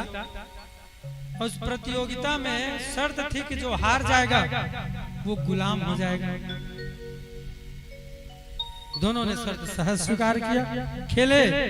गरुड़ की माता शर्त में हार गई, अब बन गई गुलाम। अब जब गरुड़ के माता हार गए तो गरुड़ जी महाराज जी जब आते तो छोटे छोटे सांप लोग गरुड़ को देख करके जो भग जाते थे। क्यों? क्योंकि गरुड़ देखा कि खाया हार के स्वाहा। बड़े से बड़ा नाग गरुड़ से डरता था, कोई नाग गरुड़ के सामने नहीं आ सकता, इतना शक्तिशाली गरुड़। लेकिन अब जब उसकी माता हार गई और ये गुलाम बन गए तो गरुड़ जी को देख करके छोटे छोटे सांप पिरपिटिया ने जब देखा कि गरुड़ जी, तो गरुड़ जी बोले एक गरुड़ इधर आओ, इधर आओ। गरुड़ जी हाथ जोड़े जाते, बोले बोलो सरकार, बोले बैठ। तो गरुड़ को बैठना पड़ता, चल उड़ना पड़ता, चल हमको सैर करा के लेके आ। तो गरुड़ जी के पीठ में बैठ करके पिरपिटिया जलन नान लइका गला में ऐसे छोटे छोटे सांप गरुड़ जी को चिढ़ाने लगे। गरुड़ जी को बड़ा खराब लगता है, पिरपिटिया भोंडवा ये सांप में। अब तो कुछ करना पड़ेगा। माँ के पास में हाथ जोड़ करके बोले माँ अब मुझे बर्दाश्त नहीं हो रहा है। तो क्यों बेटा क्या हुआ? बोले माँ छोटे छोटे सांप मेरे ऊपर में बैठ करके जो है तो उड़ो, इधर चलो उधर चलो, ऐसा क्यों कर रहे हैं? बोलते बेटा मैं इनकी गुलाम हूँ, जो मैं गुलाम हूँ तो बेटा तो गुलाम हो गए। बोले कि माँ तो इसके गुलामी से मुक्ति पाने का कोई साधन है? लेकिन एक साधन है बेटा, हम लोगों ने शर्त रखा था गुलाम होंगे अथवा जो स्वर्ग से अमृत का कलश लेकर के आके हमको पिलाएगा तब हम उस रीढ़ से उरीड़ करेंगे। तो बेटा अगर तुमको इस रीढ़ से उरीड़ होना है तो स्वर्ग जाओ और अमृत का कलश लेकर के आओ और इन नागों को पिला दो तो रीढ़ से उरीड़ हो जाओ। अब सोचिए, गरुड़ जी गए और स्वर्ग में जाकर के इंद्र से हाथ जोड़ करके बोले हे इंद्र मुझे अमृत का कलश दो, मुझे अपने माँ को और स्वयं को दासत्व से मुक्ति करना है। इंद्र बोले अरे महाराज अगर ऐसे सबको अमृत देने लग गए तब तो हम लोगों का स्वर्ग का गेट ही बंद हो जाएगा, ऐसे अमृत थोड़ा देंगे। गरुड़ जी बोले मुझे बहुत आवश्यकता है, आपसे मैं प्रार्थना करता हूँ कि दे दो। इंद्र ने जब 2 टूक मना कर दिया कि मैं नहीं दूंगा तब गरुड़ जी बोले कि तो सावधान, मुझसे युद्ध करना पड़ेगा। आज इतना भयंकर युद्ध हुआ गरुड़ जी में और इंद्र में। इंद्र के साथ सारे दैविक सेना गरुड़ जी के साथ युद्ध करने लग गए।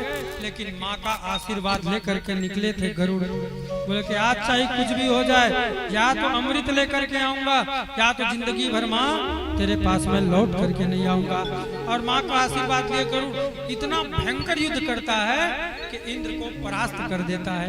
और परास्त करने के बाद जो है गरुड़ कलश को लेकर के, अमृत के कलश को लेकर के तुरंत माँ के पास में निकलते हैं। इंद्र बोलते हैं भैया सुन, तू अमृत का कलश क्यों लेकर के जा रहा है? तब गरुड़ जी बोलते हैं कि मुझे नागों को अमृत पिलाना है, और अमृत को पिला देंगे उसके बाद अपने रामदासत्व से नौकरी से छुट्टी। इंद्र बोलते हैं कि भैया ये अमृत बड़ा देव दुर्लभ है, अरे तुम सब सांपों को पिला दोगे तो इनका फिर गुंडागर्दी चालू हो जाएगा। जहां से कोई भी निकलेगा बस फुस फुस फुस काटना चालू हो जाएगा। अभी तो जो सांप देख करके भागते हैं वही सांप सबको काटना चालू कर देंगे, इसलिए अमृत को मत ले जाओ। बोले तो क्या करूंगा, मेरी माँ को दासत्व से मुक्ति दिलाना है।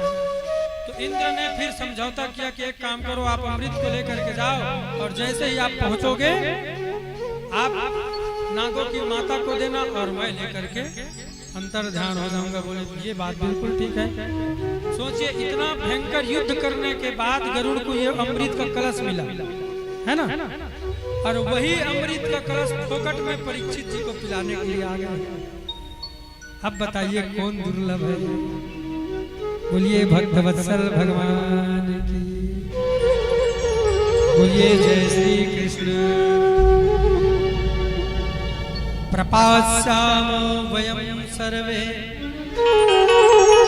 श्रीमद्भागवतामृतम्। सुखदेव जी महाराज समझ गए कि ये बहुत स्वार्थी है देवता लोग, अपने स्वार्थ को सिद्ध करने के लिए कुछ भी कर सकते हैं। अरे अच्छे खासा राम जी राजा बनने वाले थे कि माता सरस्वती को भेज करके माता कैकेयी की बुद्धि को खराब कर दिया तो राजा बन। राजा से कहा जंगल जंगल घूमने लग गए।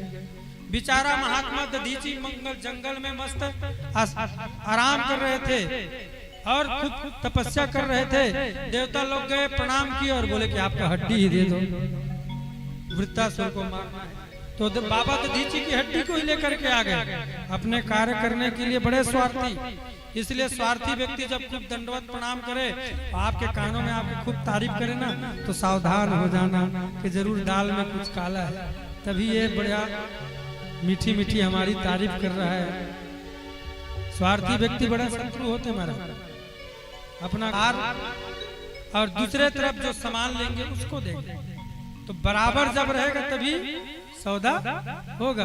और कहीं बाट नीचे में है और आप ले रहे हैं कुछ भी सब्जी, आलू ही ले रहे हैं, और वो आलू वाला तराजू ऊपर चढ़ा, जिसके श्रोता विष्णुरात हो और जिसके वक्ता ब्रह्मरात हो, ऐसे श्रोता और वक्ता को भला कौन ठग सकता है? श्रोता कौन है? विष्णुरात। भगवान विष्णु ने गर्भ में जाकर के परीक्षित की रक्षा किया था, तब परीक्षित जी निकले थे। और भगवान ही गर्भ में जाकर के सुखदेव जी को आश्वासन दिए कि बेटा मेरी माया तुझे व्याप्त नहीं होगी, तू बाहर निकल। तब भगवान सुखदेव माँ के गर्भ से बाहर निकले तो विष्णु रात श्रोता और ब्रह्मरात वक्ता। अब बताओ जहाँ विष्णु रात ब्रह्मरात हो उसको कौन ठग सकता है? महाराज देवताओं को फटकार लगाते हैं कि तुम्हारा मणि है, मेरा मणि है, तुम्हारा कांच का टुकड़ा है, ये दोनों में विनिमय नहीं हो सकता, भगो यहाँ से। अभक्तांस्तां से विज्ञाय न ददौ स कथामृतम् श्रीमद्भागवती वार्ता सुराणामपि दुर्लभा। ये श्रीमद्भागवत की कथा जो है वो देवताओं को भी दुर्लभ है कि नहीं? समझ में आ रही है कथा अच्छे से ना? आज रात को पूछेंगे आप सबसे, वैसे आ रही होगी, सहज भाव से बता रहे हैं। तो देवताओं को दुर्लभ या भागवत की कथा अमृत नहीं प्राप्त हुआ और परीक्षित को प्राप्त हुआ। ऐसे कथा। अच्छा, इसका रिजल्ट क्या होगा? जब देवता लोगों को श्री सुखदेव जी महाराज जी ने फटकार करके भगा दिया, तो फटकार करके जब भगाए तो देवता लोग सीधा सीधा ब्रह्मा जी के पास गए। अब ब्रह्मा जी के पास हाथ जोड़ करके बोलते हैं, सुनो बाबा, आप ही तो हमारे माई बाप हो। बोले हाँ ये तो है, इसमें बोलने की क्या बात है, क्या बात है बताओ। बोले कि महाराज एक बहुत बड़ी गड़बड़ हो गया। बोले क्या गड़बड़ हो गया? सुखदेव जी परीक्षित को भागवत सुना रहे हैं, उस भागवत को हम लोग सुनने के लिए गए थे। हम बोले कि ये अमृत को सुखदेव परीक्षित को पिला दो तो इसको सांप काटेगा नहीं, ये मरेगा नहीं। हमको फटकार करके भगा दिया महाराज, अमृत नहीं पिलाए, भागवत कथा अमृत नहीं पिलाए। अच्छा ठीक है, एक काम करो, सब लोग यही आसन जमा करके बैठ जाओ। तो सभी लोग ब्रह्मलोक से आसन जमा करके बैठ गए और बैठ करके महाराज यहाँ जहाँ परीक्षित जी की कथा हो रही थी, सुखदेव जी महाराज सुना रहे थे, उसको देखने लग गए। 7 दिन के बाद में होता क्या है ये देखते हैं। तो 7 दिन के देखने के लिए सभी लोग ब्रह्मा जी के पास में बैठने लगे। बोले एक काम करो, तब तक के तराजू लेकर के आओ। और 2 तराजू लाया गया ब्रह्मलोक में। ब्रह्मा जी 2 तराजू मंगाए और तराजू ले जाने के बाद एक तरफ श्रीमद् भागवत की यह पावन संहिता को रखा गया। बड़ा सावधान होकर के सुनिए। जय श्री कृष्ण, धीरे से बोलिए ना, जय श्री कृष्ण। और धीरे, और धीरे, और धीरे। देखो हम आपसे एकदम धीरे बोलेंगे तो हमारी आवाज कितना जोर से जाएगा। जय श्री कृष्ण। आधा बेल डिग्री सुन लिए होंगे हमारी आवाज को, और आपकी बात तो हमारे तक भी नहीं आ रही। बोलिए जय श्री कृष्ण, जय श्री कृष्ण, जय श्री। पैर को इधर कर लीजिए, भागवत जी की तरफ पैर नहीं रखना चाहिए। आप भी रख लीजिए, मैं ध्यान नहीं दिया था। बोलिए भक्तवत्सल भगवान की जय। तो 2 तराजू रखा गया और तराजू पे एक तरफ भागवत जी की पावन संहिता और दूसरे तरफ अनेक धर्म शास्त्रों को रख दिए और तौलना चालू किए। देखते हैं इसकी महत्व क्या है करके। तो महाराज नाना प्रकार के धर्म शास्त्रों को एक तरफ रखे, लेकिन जिस तरफ भागवत जी की पावन संहिता थी वो जमीन से एक तिल भी नहीं उठा, और अनेक धर्म शास्त्र रखने के बावजूद वो तराजू तिल भर नहीं हुआ। ये भागवत की महिमा है। बोलिए श्रीमद् भागवत महापुराण की जय हो। परीक्षित को कहते हैं, श्री ब्रह्मा जी बोलते हैं कि इंद्रादिक देवताओं थोड़ा सा और देख लो कि इनका गति क्या होता है परीक्षित का। तो जैसे ही महाराज 7 दिन हुआ और 7 दिन के बाद में जैसे सुखदेव जी महाराज जी ने जोर से जयकारा लगा करके भागवत जी का विश्राम किया कि देवता लोग देखे परीक्षित के लिए भयंकर सुंदर विमान प्रकट हो गया। देखिए सांप के काटने से, अगर सांप काट दे, अगर व्यक्ति का एक्सीडेंट हो जाए, बोलिए जय श्री कृष्ण, जय। सांप काट दे, व्यक्ति का एक्सीडेंट हो जाए अथवा जहर खा ले, आग में जल करके मर जाए, तालाब में डूब करके मर जाए, या किसी को जबरदस्ती गला दबा करके कर दिया जाए, ऐसे लोगों की मुक्ति नहीं होती। सांप के काटने से भी नहीं होती, मैं बता रहा हूँ ना। अब सोचिए, जो जिसको सांप ही नहीं, सांपों का बाप तक्षक नाग परीक्षित को काट रहे हैं, फिर भी परीक्षित के लिए भगवान का विमान प्रकट हो रहा है, भगवान के पार्षद प्रकट हो रहे हैं और परीक्षित की स्वागत करते हुए लेकर के जा रहे हैं। क्यों? क्योंकि वो श्रीमद् भागवत की कथा सुन करके जा रहे हैं। राज्ञो मोक्षम तथा वीक्ष पुरा धाता विस्मितः सत्यलोक तुलां बद्ध्वा तोलयत साधनां नजः।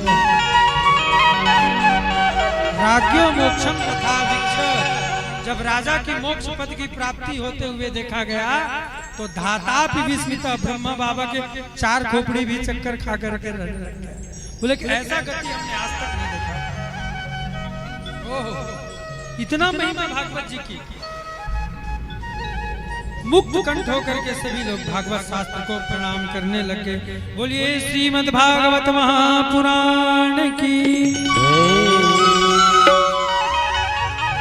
ब्रह्मा बाबा ने, सुखदेव जी भगवान ने घोषणा कर दिया कि इस कलुषित कलिकाल में, इस कलिकाल के कलुषित प्राणियों को अगर सन्मार्ग पर और मोक्ष कराने वाला अगर कोई साधन है तो वह श्रीमद् भागवत ही साक्षात कृष्ण रूप में विद्यमान है। बोलिए श्रीमद् भागवत महापुराण की। ऐसे श्रीमद् भागवत की महिमा। सनकादिक ऋषियों ने पूछा, महाराज ठीक है, जब इतनी सुंदर कथा है, बड़े बड़े पापी को तार रहा है, तो इसको 7 दिन में सुनने की विधि क्यों हो गई प्रारंभ?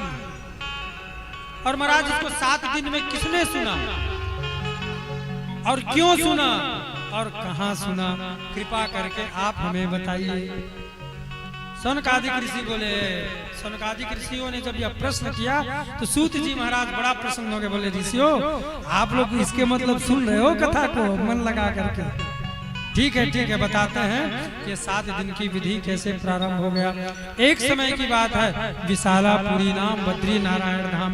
बद्री नारायण में चारों भैया सनक सनंदन सनत कुमार सत्संग की इच्छा लेकर के चल रहे थे। एकदा ही विशालाया चत्वारा ऋषयो मलाः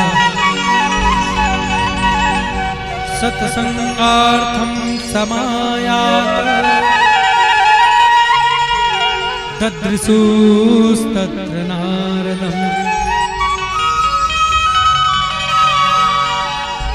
बद्री नारायण धाम से सनक सनंदन सनातन सनत कुमार चारों भैया उतर रहे थे और इधर से श्री नारद जी जा रहे थे।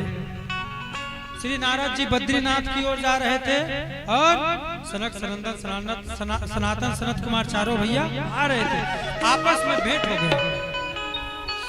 जब आपस में भेंट हुआ तो चारों भैयाओं को श्री नारद जी ने प्रणाम किया और प्रणाम करके बोले कि भैया जय हो आपकी।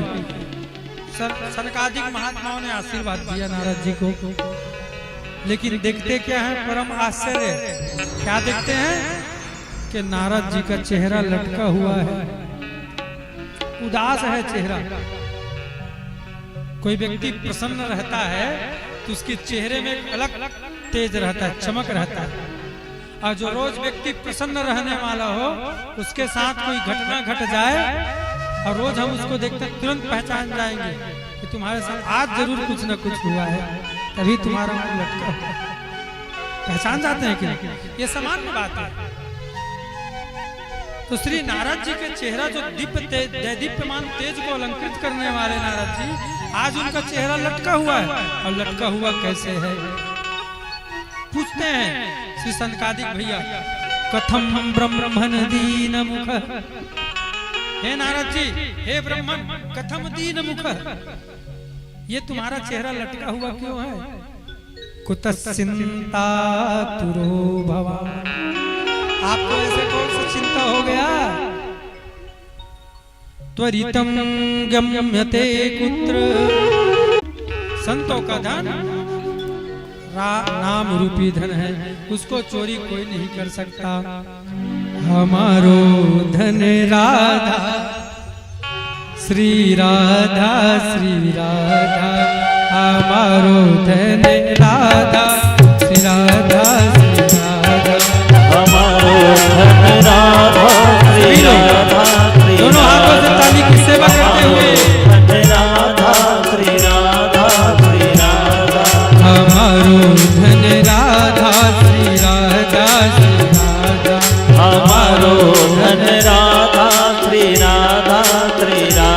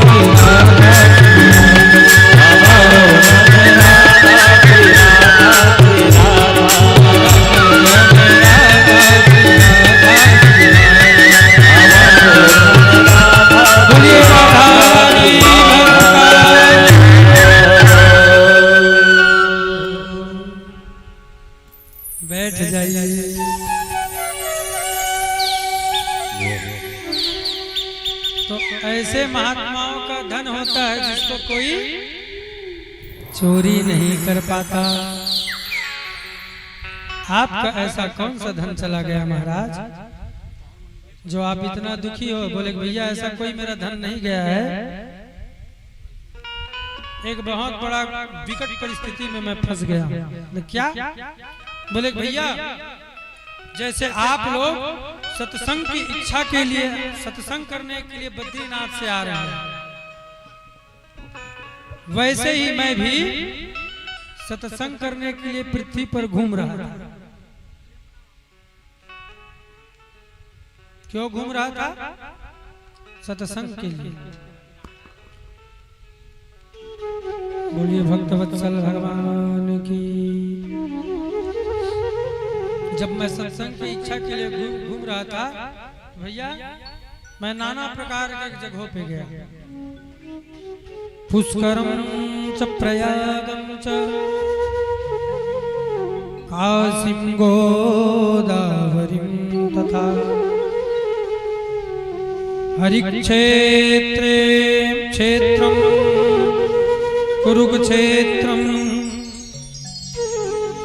श्रीरंगम सेतुबंधनम। कहाँ कहाँ गया मैं सत्संग के लिए? जो सत्संग हम लोग कर रहे हैं उसी सत्संग के लिए श्री नारद जी कहते हैं कि मैं इतने जगहों पे गया, लेकिन मुझे सत्संग नहीं मिला। कहाँ कहाँ? पुष्कर गया, प्रयाग गया, काशी गया, गोदावरी गया, कुरुक्षेत्र गया, हरिद्वार गया, श्रीरंग गया, सेतु बंध रामेश्वरम गया, लेकिन मुझे सत्संग नहीं मिला। तो सनकादिक ऋषि बोले कि जब इतने तीर्थों में नहीं मिला तो किसी महात्मा के यहाँ चले जाते। बोले कि भैया महात्माओं के पास में भी गया, महात्माओं के यहाँ सत्संग नहीं मिला। तो मैं सोचा मेरे मन को शांति नहीं मिल रहा है, सत्संग मुझे प्राप्त नहीं हो रहा है, तो निश्चित रूप से जहाँ मेरे बाल गोपाल माधव मेरे गोविंद अवतीर्ण हुए हैं, ऐसे ब्रज भूमि पर मुझे शांति भी मिलेगी और मुझे सत्संग की इच्छा जो जागृत हुई है उसकी पूर्ति भी होगी वृंदावन में ही। यह सोच करके मैं वृंदावन आया और वृंदावन में आकर के देखा भैया तो वृंदावन में तो और बड़ा विकट स्थिति। बोला क्या स्थिति है? स्थिति ये भैया कि वृंदावन पर एक सुंदर 16 साल की युवती 16 साल की युवती दो बुढ़ों को 60 साल के जो बुढ़े हैं उनको जंघों पर लिटा करके रो रही थी। और भैया जब मैंने यह देखा,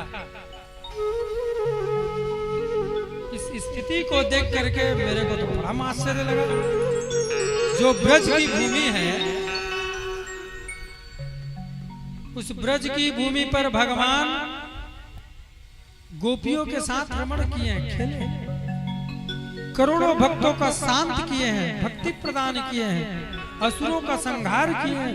वहां की स्थिति ये कि 16 साल की सुंदर युवती कन्या दो बुढ़ों को 60 साल के बुढ़ों को अपने जंघों पर लिटा करके रखी है। ये मर्यादा नहीं। ये देख करके मेरा मन अशांत हो। और भैया उसके साथ हजारों कन्या उसको चमर हिला रही थी, कोई चमर हिला रही है, कोई पानी पिला रही है, कोई उसके पैरों को दबा रही है। मेरे को लगा कि चलो इनके पास चलता हूँ और जाकर के पूछता हूँ कि क्या है। तो जब मैं उनके तरफ जाने लग गया तो मेरे मन में ये भी भाव आया कि महिलाओं का झुंड है और महिलाओं को झुंड में बिना बुलाए नहीं जाना चाहिए। क्यों? क्योंकि एक ही मिनट में तो रो रहे हैं, बिलख रहे हैं, और खूब रोते रोते अचानक से किसी भी बात में ध्यान भटका। अच्छा आनूनी बैठी, अभी आई, अच्छा, तो दूसरे ही मिनट में प्रसन्न हो जाता है। तो इनका रोना कब चालू हो जाए और कब हंसी कोई पता नहीं है। ऐसा सोच करके महाराज मैं ठहरा साधु महात्मा बाबा बैरागी, अगर इनके बीच में जाऊंगा तो इन लोग कहीं बोल न दे के तुमको शर्म नहीं आता, बाबा बैरागी हो करके हम महिलाओं के झुंड में घुसा रहे हैं, तो बेइज्जती हो जाएगी करके महाराज मैं लौटने लग गया। लेकिन जैसे ही मैं लौटने लग गया तो वो जो 16 साल की कन्या थी उसने मुझे आवाज लगाया, भो भो साधो क्षणम तिष्ठ मच्चिंतामपि नासे। हे महात्मन, हे ब्रह्मन, रुको रुको रुको, कहाँ भागे जा रहे हो?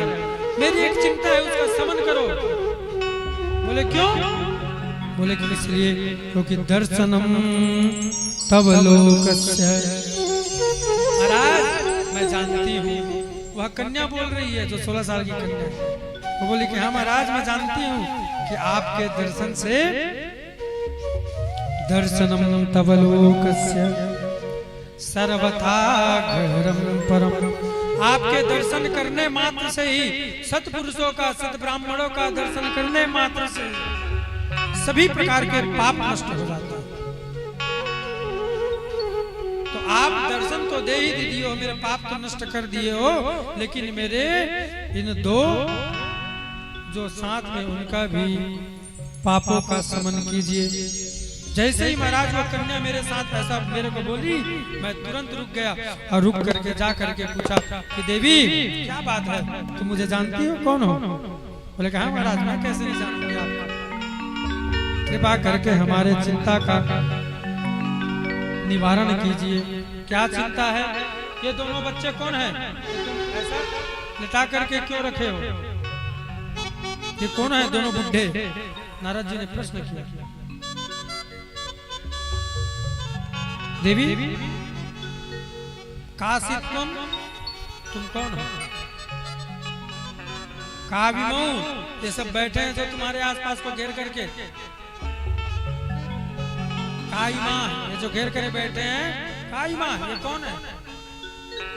और काविमौ, ये दोनों जो बुढ़े हैं वो कौन है? देवी चिंता मत करो, बताओ तुम। वद देवी सविस्तारम स्वस्थ दुखस्य कारणम, हे देवी तुम विस्तार पूर्वक अपने दुख का कारण बताओ, मैं निवारण करूंगा। जब नारद जी ने आश्वासन दे दिया तब वह कन्या आश्वस्त हो गई कि निश्चित रूप से मेरा निराकरण हो जाएगा। तब वह अपना परिचय देने लगी कि मैं कौन हूँ, सुनो महाराज। अहम भक्ति ख्याता इमहु में तनयौ मतौ ज्ञान वैराग्य नामानो काल योगे नजर। बोलिए जय श्री कृष्ण, धीरे से बोल दीजिए जय श्री कृष्ण। महाराज मेरा नाम भक्ति है, और ये जो दोनों मेरे जंघों पे लेटे हैं ना, ये कोई और नहीं, ये मेरे दोनों पुत्र हैं, इनका नाम है ज्ञान और वैराग्य।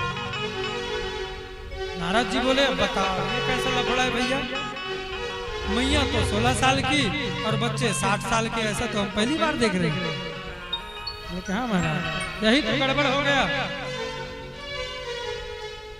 मैं महाराज जगह जगह पर खूब घूमी, मुझे शांति भी मिला, लेकिन मेरे दोनों बच्चे लोगों के साथ में मैं कहीं भी ऐसा स्थान नहीं मिला जहां मैं स्वच्छंद होकर के, प्रसन्न होकर के रहूं। ऐसा मैं परेशान हो गई तो मैं वृंदावन की ओर आई। तो वृंदावन में भगवान अवतीर्ण बाल लीला किए हैं, उनके सुंदर बाल लीला का देखूंगी और यहीं पर पुष्ट होंगी, ऐसा सोच करके मैं यही महाराज और आई हूँ। तो मेरे बच्चे और मैं तीनों लोग जब यहाँ आए तो वृंदावन पे प्रवेश करते ही मैं तो सुंदर 16 साल की हो गई और मेरे बच्चे जो हैं बूढ़े हो गए। और महाराज अगर ऐसा ही रहा, सावधान होकर के सुनिए, भक्ति माता कहती हैं महाराज अगर ऐसा ही रहा, मेरे दोनों बच्चे बूढ़े ही रहे, तो मैं इस भूमि को छोड़ करके चली जाऊंगी। इदम स्थानम परित्यज्य विदेशम गम्यते मया भक्ति माता कह रही है कि अगर ऐसा ही रहा मेरे ज्ञान और वैराग्य नामक जो पुत्र हैं, ये दोनों बुढ़े ऐसे ही रहे तो मैं इस स्थान को छोड़ करके विदेश चली जाऊंगा। नारद जी पकड़े माता को, बोले हे माँ रुक जा, अब समझ गया मैं, सारी लीला समझ में आ गया। तुम भक्ति माता हो और ये दोनों तुम्हारे पुत्र हैं, ज्ञान और वैराग्य, मतलब तीनों एक दूसरे के पूरक। अगर भक्ति आपके हृदय में है तो वैराग्य और ज्ञान भी होना आवश्यक है। अगर आपके अंदर में ज्ञान है तो ज्ञान से बस काम नहीं चलेगा, आपके अंदर में भक्ति होना भी बहुत जरूरी है, वैराग्य होना भी आवश्यक है। खूब भक्ति है हमारे हृदय में कि हमको प्रतिदिन जो है भागवत जी में जा करके पूजन करना चाहिए। क्यों? क्योंकि वृंदावन से भागवत जी आए हैं, वृंदावन से श्री ठाकुर जी आए हैं, उनको रोज हम चावल पुष्प चढ़ाएंगे तो हमारे पुण्य का उदय होगा। ऐसा सोच करके हम घर से खूब चावल पुष्प अक्षत सुंदर सुंदर माला बना करके भागवत जी में चढ़ाने के लिए लेकर के आए। सुंदर सुंदर नाना प्रकार के मीठे मीठे फल। अब भागवत जी में ये सब हम वस्तु चढ़ाएंगे तो भागवत भगवान हमारे ऊपर कृपा करेंगे। ऐसा सोच करके हम भागवत जी में आए हैं, हमारे अंदर भक्ति है, लेकिन ज्ञान नहीं है कि चढ़ाएं कैसे। अब भागवत जी के पास में आए, एक लोटा जल पहले स्नान कराना चाहिए। आप सुने हैं कि भगवान को पहले स्नान कराया जाता है। अब आप ले करके आए, एक लोटा जल भागवत जी में डाल दिए। अब भागवत जी में एक लोटा जल डालेंगे तो भागवत भगवान का क्या होगा? भागवत जी को स्नान कराने की विधि भी ज्ञान भी हमको होना चाहिए कि थोड़े से जल से छींटा मारे। अब भोग लगाने के लिए बोले हैं महाराज जी भागवत जी में भोग लगाएंगे, तो भागवत जी में भोग लगा रहे हैं तो सुंदर सुंदर रसमलाई और राजभोग मिला और राजभोग को भागवत जी के ऊपर में चढ़ा दिया। और भागवत जी के ऊपर में चढ़ा तो दिए, अब थोड़े देर के बाद में चींटी आ गई। आपका राजभोग चींटियों का भोग और भागवत जी क्या पाए? चींटियों का प्रसाद। तो यह ज्ञान होना अति आवश्यक है। देखो अगर ज्ञान नहीं है तो भक्ति बांझ है, वैराग्य नहीं है तो भक्ति बांझ है। जैसे कोई सधवा नारी हो, सधवा मतलब विवाहिता, अविवाहिता नारी हो और उसके बच्चे ना हो तो उसको क्या बोलते हैं? परम अभागी। अभागी है बेचारी जिसके कोई संतान नहीं। लेकिन उसी का अगर दो संतान हो और दो संतान में से एक संतान कहीं बिलासपुर चला जाए, एक संतान अगर घर पे रहे, उसका ध्यान कहाँ रहेगा? घर पे वाले पे नहीं रहेगा ध्यान ज्यादा, वो बिलासपुर गए उसके ऊपर जरूर रहेगा, क्या करता होगा, क्या खाता होगा। तो बस यही हाल है भक्ति माता का। ज्ञान वैराग्य दोनों पुत्र हैं, इसके ऊपर विशेष चर्चा करेंगे, नहीं तो फिर आज का भी कथा नहीं होगा। एक तो वैसे ही लेट पे बैठे हैं। बोलिए भक्त वत्सल भगवान की। तो ज्ञान और वैराग्य तीनों जब तक एक साथ एक जगह पर नहीं रहेंगे, हमारे समझिए अधूरा वो सफलता नहीं होगी। उदाहरण के एक माध्यम से और समझिए, आपके यहाँ गुरु जी आए, गुरुदेव भगवान आपके। अब हमने सुना है कि गुरुदेव आते हैं तो गुरुदेव को स्नान करना चाहिए, स्नान कराना चाहिए। अब गुरुदेव आए, गुरुदेव को स्नान कराने के लिए आप गए, थाली पे जल लेकर के गए और जल लेकर के जा करके थाली स्नान कराने लग गए। स्नान कराए सुंदर, और स्नान कराने के बाद आपके मन में आया कि धूप में गुरुदेव आए होंगे बेचारे इतने दूर से, गर्मी का दिन है, बैसाख का महीना है, एक लोटा जल ही डाल देते हैं। अब बैठे हैं गुरुजी जल चरण से धुला रहे हैं, अचानक से आप तो गुरुजी ठंडा हो जाएंगे करके कहीं एक लोटा जल डाल दिए तो क्या होगा? गड़बड़ होगा। अब भोग लगाना है गुरुजी को, तो थाली बना करके लेके आए और गुरुजी बोले गुरुजी बैठिए, अब गुरुजी हम खिलाएंगे, आप गुरुजी बोले खिलाओ। तो भैया थोड़े थोड़े तो खिलाओ, कहीं आप एक ही बड़ा रसगुल्ला हो, राजभोग वृंदावन वाला, उसी कहीं गुरु जी के मुंह में डालना चालू कर दिए। तो गुरु जी को क्या लगा, अकबका जाएंगे गुरुदेव के, तो सेवा उनके लिए कष्ट हो जाएगा। कि हमको आवश्यक रूप से यह ज्ञान होना चाहिए कि हम कैसे गुरुदेव का सेवा करें, उनका चरण कैसे दबाएं, और उसी प्रकार वैराग्य भी रहे। हमें यह वैराग्य होना चाहिए कि यह सब नाशवान है, प्रभु को पाना है तो थोड़ा शक्कर में जैसे दूध में जैसे पानी मिला होता है ना, उसी प्रकार से संसार में हमको मिले रहना पड़ेगा। मिले तो हैं लेकिन दिखाई ना दे प्रभु के लिए, मिले रहे संसार में लेकिन मिले कैसे रहे, जैसे दूध में पानी मिला।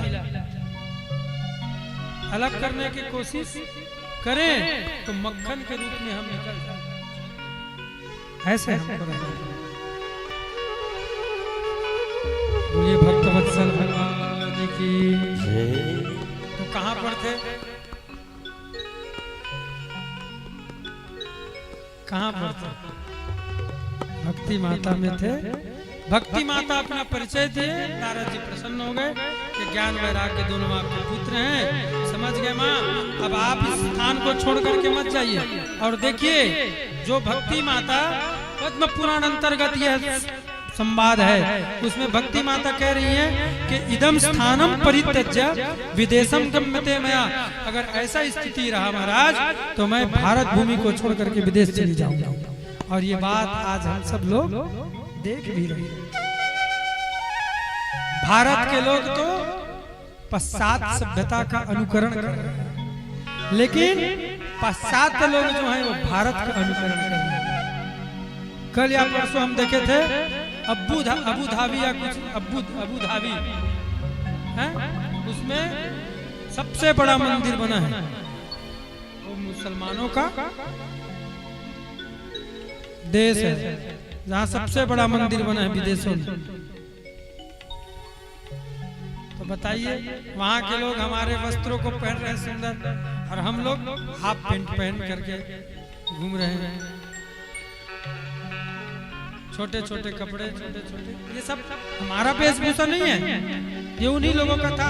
वो बेचारे लोग जानकार नहीं थे तो ऐसा सब करते रहते थे। तो पाश्चात्य सभ्यता का अनुकरण भारत वाले और भारत वाले का अनुकरण विदेश वाले। भक्ति माता वहां जाने लग गई।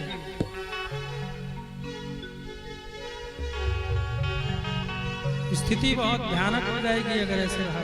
भक्ति माता कह रही है मैं छोड़ करके चली जाऊंगी। अभी वृंदावन से जो भक्ति है उसमें भी अब आडंबर आने लग जाएगा। सिर्फ वृंदावन ही एक पावन भूमि है जो पवित्र भी बचा हुआ है। तो महाराज मैं ऐसे ही सोच करके आई थी, अगर ऐसा रहा तो मैं भी चली जाऊंगी। नारद जी कहते हैं आप कहीं नहीं जाओगे, शांति से बैठे रहो। मैं आपके दोनों बच्चों को शांत करने, उठाने का, इस बुढ़ापन से जवान करने का कुछ उपाय करता हूं। बोले ठीक है कीजिए। तब श्री नारद जी महाराज गीता का पाठ करना प्रारंभ किया। गीता पाठेर मुहुर्मुहु, बार बार गीता का पाठ किए। जैसे ही गीता का पाठ करते ज्ञान और वैराग्य में थोड़ा चेतना तो आता, और जैसे ही श्री नारद जी गीता का पाठ करना बंद करते तो ज्ञान वैराग्य फिर बुढ़े हो जाते। अनेक प्रकार के धर्म शास्त्र पाठ कर दिए, चारों वेदों का पाठ करके सुनाए, चारों वेदों के उपनिषदों को सुनाए, लेकिन ज्ञान और वैराग्य सही प्रकार से खड़े नहीं हो सके। श्री नारद जी कहते हैं अब क्या करूं? अरे जितने बड़े बड़े इस संसार में दवाई है वो तो मैं सब पिला दिया, अब ऐसा कौन सा दवाई है जिससे इनके बीमारी ठीक हो? तभी उस समय एक आकाशवाणी हुआ, हे नारद जी तुम कितना भी गीता का पाठ सुना लो, कितना भी तुम उपनिषदों का पाठ सुना लो, लेकिन तुम्हें सफलता नहीं मिलेगा। अगर सफलता पाना चाहते हो तो एक काम करो, सत्संग करो। व्योममाड़ी तदैवाभून् महर्षिः खिद्यतामिति। उद्यमः सफलस्ते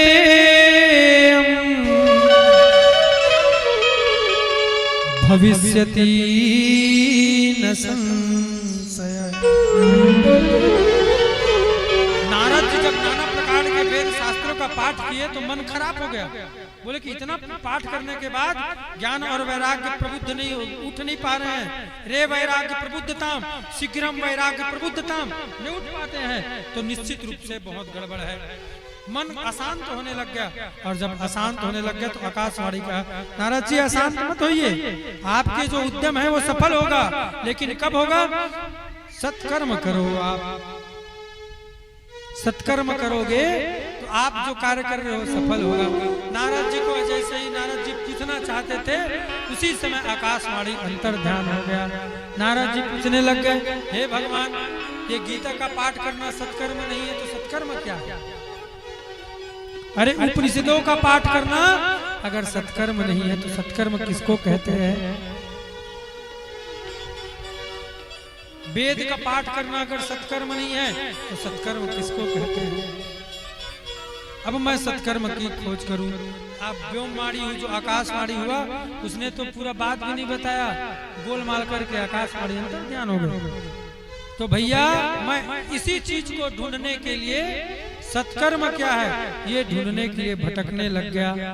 महात्माओं के यहाँ गया, महात्माओं के पास जाकर के पूछा, हे महात्माओं, कृपा करके मुझे बताओ कि ये सत्कर्म किसको कहते हैं? तो बड़े बड़े महात्मा जो देखते वो नारद जी को आते देखते तो परम सौभाग्य समझते। ब्रह्मा जी के मानस पुत्र हैं नारद जी। तो महात्मा लोग देख करके हाथ जोड़ करके प्रार्थना करते, आइए नारद जी आइए। और जैसे ही नारद जी पहुंचते, स्वागत करने के बाद प्रविष्ट होते, और नारद जी पूछते कि अब बताइए महात्मा, सत्कर्म किसको कहते हैं? तो छोटे मोटे महात्मा जो थे वो नारद जी को देख करके हाथ जोड़ लेते, बोले महाराज आप ब्रह्मा जी के पुत्र हो और हम धरती के छोटे छोटे महात्मा हैं, आप पूछेंगे सत्कर्म तो हम कैसे बता पाएंगे? नहीं है जानकारी। अब कोई बहुत बड़े मठाधीश जगत गुरु बने रहते हैं, उनके पास नारद जी जाकर के बोलते, तो नारद जी जैसे ही पहुंचते तो देखते, नारद जी को स्वागत करते, और नारद जी जैसे ही पूछते तो अपने शिष्यों को इशारा करके बोल देते, इनको बोल दो कि हम मौन व्रत हैं। अब उत्तर नहीं देंगे तो बेइज्जती होगा, उससे अच्छा नारद जी के सामने मौन व्रत का उदाहरण। पति नाम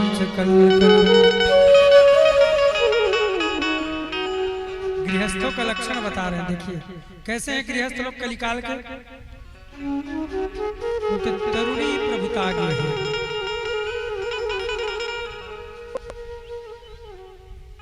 बेटी बड़ी हुई नहीं है, 17 साल की हुई कि उसके विवाह की योजना प्रारंभ हो जाता है और समधी बनाया जाता है। तो समधी कैसे बनते हैं? जहां सौदा पट जाए वही समधी। सुनो, और तो कुछ हम लेंगे नहीं, एक गाड़ी दे देना 4 व्हीलर, 10-20 तोला सोना दे देना, 2-4 लाख रुपए अपनी बेटी के नाम से जमा कर देना, और कुछ नहीं चाहिए। अब सौदा पक्का हो तो बताओ, तो विवाह हो जाएगा। अब लड़की के बाप बोले और का दे हम तेरे को, सब तो मांगे ही लिया। तो सौदा पक्का तब तो समधी। समधी का अर्थ क्या होता है? समधी का अर्थ समधी होता है, मैडम बोली। समधी का अर्थ होता है समधी, जिसकी बुद्धि समान हो, जिससे हमारी बुद्धि समान हो। आपकी हमारी बुद्धि एक प्रकार से है, आप हमारे हिसाब से चल सकते हैं, हम आपके हिसाब से चल सकते हैं। आपका व्यवहार भी पवित्र, हमारा भी व्यवहार पवित्र, वहां होता है समधी। और यहाँ तो समधी नोटों से हो। इसका परिणाम क्या होता है? तरुणी प्रभुता गे। जब एक बेटी अपने पिता को दहेज के लिए भाग भाग करके देखती है कि वो व्यवस्था कर रहा है, तब वह सोचती है मन में, आज तो मेरे पिताजी को भगा रहा है ना, कल मैं आऊंगा तेरे सही तेरे बाप को भगाऊंगा। और जब विवाह होकर के आती है तो सौदा है, सौदा में महाराज या तो फायदा होता है या तो घाटा होता है।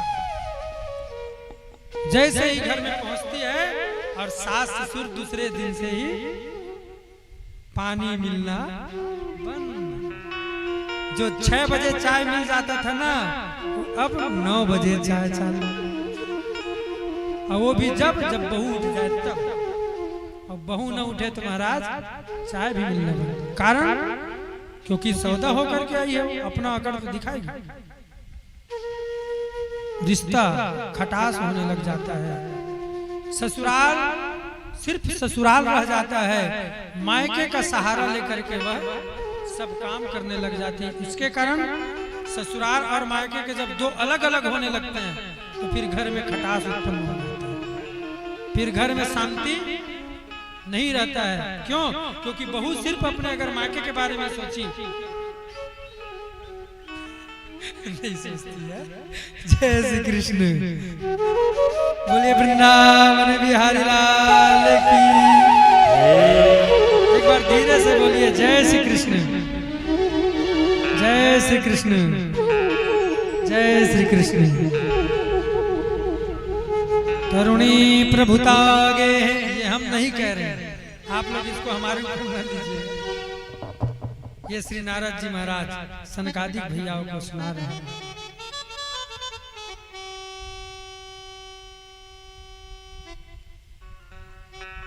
कन्या विक्रयणो लोभात दंपति नाम च करकनम। विवाह जो है लोभ से होता है, इसके नाम से घर में कलह मचा हुआ है। वो अपने परिवार को लेकर के चलना चाहती है, एक अपने परिवार को लेकर के चलना चाहता है। दोनों का मत जब एक नहीं है तो विवाद होते रहता है। इससे घर में पूरा अशांति है। घर में कोई भी शुभ कार्य कराया जाता है तो माँ बाप का नहीं आसरा लेते हैं, माँ बाप से नहीं पूछा जाता है। किससे पूछा जाए तो बोलते ससुराल से साले को बुलाओ, साले से परामर्श लो, उससे पूछेंगे तो शायद कार्य अच्छा होगा। तो सनकादिक ऋषि बोलते हैं भैया जब साला विद्वान है, पढ़ा लिखा है, माल वाला हो, खूब नोट हो, तो उससे ही परामर्श लेना चाहिए, उसमें बिगाड़ने वाली क्या बात है। बोले कि नहीं नहीं, सलाह लेकर के अगर कार्य अच्छा हो, घर में लड़ाई झगड़ा ना हो, तब तो अच्छा है ना। लेकिन साला घर में जब सलाह देने के लिए आता है तो लड़ाई डबल होना चालू हो जाता है। साल को बुद्धिदायक, साला घर में आकर के और आग लगा देता है। दंपतियों के दंपति जितने हैं उनके घर में कलह मचा हुआ है। ये सब देख करके भैया मन बड़ा आसान हो गया। ब्रज में एक कहावत है, घर बिगाड़े आरो। आरो समझिए, घर में खिड़की होता है ना, खिड़की 10 बाई 10 का अगर रूम बना रहे हैं उसमें 5 तो खिड़की दे दो तो क्या होगा, पूरा खराब होगा। 4 खिड़की भी दे दो तो भी खराब होगा। ज्यादा से ज्यादा 2 खिड़की, 10 बाई 10 का रूम बनाया, एक साइड एक साइड। अत्यधिक खिड़की देंगे तो खराब दिखेगा। तो आरो मतलब होता है खिड़की। तो घर बिगाड़े आरो और परिवार बिगाड़े सारो। ये भक्त वत्सल भगवान की। लेकिन हम अच्छा सारा के लिए नहीं कह रहे हैं, हमारा भी सारा सुनेगा बड़ा लफड़ा होगा। ये सब साले एक जैसे नहीं होते हैं, अच्छे भी सारे रहते हैं, नहीं? सब भगवान को भजने वाले भी सारे रहते हैं, लेकिन कई साले लोग साले ही होते हैं। बोलिए भक्त वत्सल भगवान की। तो ऐसा है। तो नारद जी कहते हैं भैया ये सब देख करके मेरा मन तो अशांत हो गया, अब क्या करूं बताइए। तो नारद जी बोले कि एक काम करो। नारद जी से सनकादिक ऋषि बोले कि चिंता मत करो, हम तुम्हें उपाय बताते हैं। तो एक काम करो, मंच की व्यवस्था करो। बोले क्या उपाय है भैया? बोले कि हम तुमको सुनाएंगे श्रीमद् भागवत, उसी को सत्संग कहा जाता है। नारद जी बोले भैया श्रीमद् भागवत? बोले हाँ। बोले मुझे समझ में नहीं आया, श्रीमद् भागवत सुनाने से ज्ञान वैराग्य जवान हो जाएंगे? बोले हाँ बिल्कुल। कैसे भैया? सुनो कैसे ठीक होंगे। नारद जी बोले भैया भागवत जी कहां से निकला है? वेद से। वेद का जो सार है, वेद का जो सार है उसी को भागवत रूप में बनाया गया। तो जब मैंने चारों वेद को सुना दिया तब कुछ नहीं हुआ, तो वो सार से कैसे हो जाएगा? समझ में नहीं आ रहा है। नारद जी जो काम बड़े बड़े MBBS नहीं कर पाते हैं ना, कभी कभी ऐसा होता है कि झोला छाप डॉक्टर एक तो सेट्राजिन खिला करके ठीक कर देता है। होता है कि नहीं? बड़े बड़े वैद्य ठीक नहीं कर पाता है और झोला छाप डॉक्टर आता है, अब एक छोटा सा रस पिपरी देता है, बोले इसको 2-2 मिनट में चूसते जा और गला ठीक होते जाएगा, खांसी भागते जाएगा। और सही में वैसे ही हो जाता है। कहाँ लाखों का दवाई और छोटा सा रस पिपरी दवाई ठीक हो जाता है। तो श्री सनकादिक महात्मा बोलते हैं बस ये भागवत जी वही है। अरे भाई नारद जी, वेद एक विशाल वृक्ष है और विशाल वृक्ष का कोई कहे कि विशाल वृक्ष को कोई खाए तो क्या रस मिलेगा? पेड़ कोई खाने लग जाए, अरे इस पेड़ में तो सुंदर सुंदर मीठा मीठा आम लगता है। तो जब आम इतना सुंदर मीठा रहता है, आम का फल इतना स्वादिष्ट रहता है, तो चलो आम के पेड़ को ही खा के देखें। आम का पेड़ कितना स्वादिष्ट होगा। कहीं एक आध डगाल को आप चावने लग जाओ तो बोलो स्वाद मिलेगा? स्वाद मिलेगा? गाय के घी से ही पूड़ी बनता है। गाय के घी से पूड़ी बनता है और गाय के घी पूड़ी बना नहीं बनता। आज आप लेके आइएगा, मैं बनाऊंगा। बोलिए भक्त वत्सल भगवान की।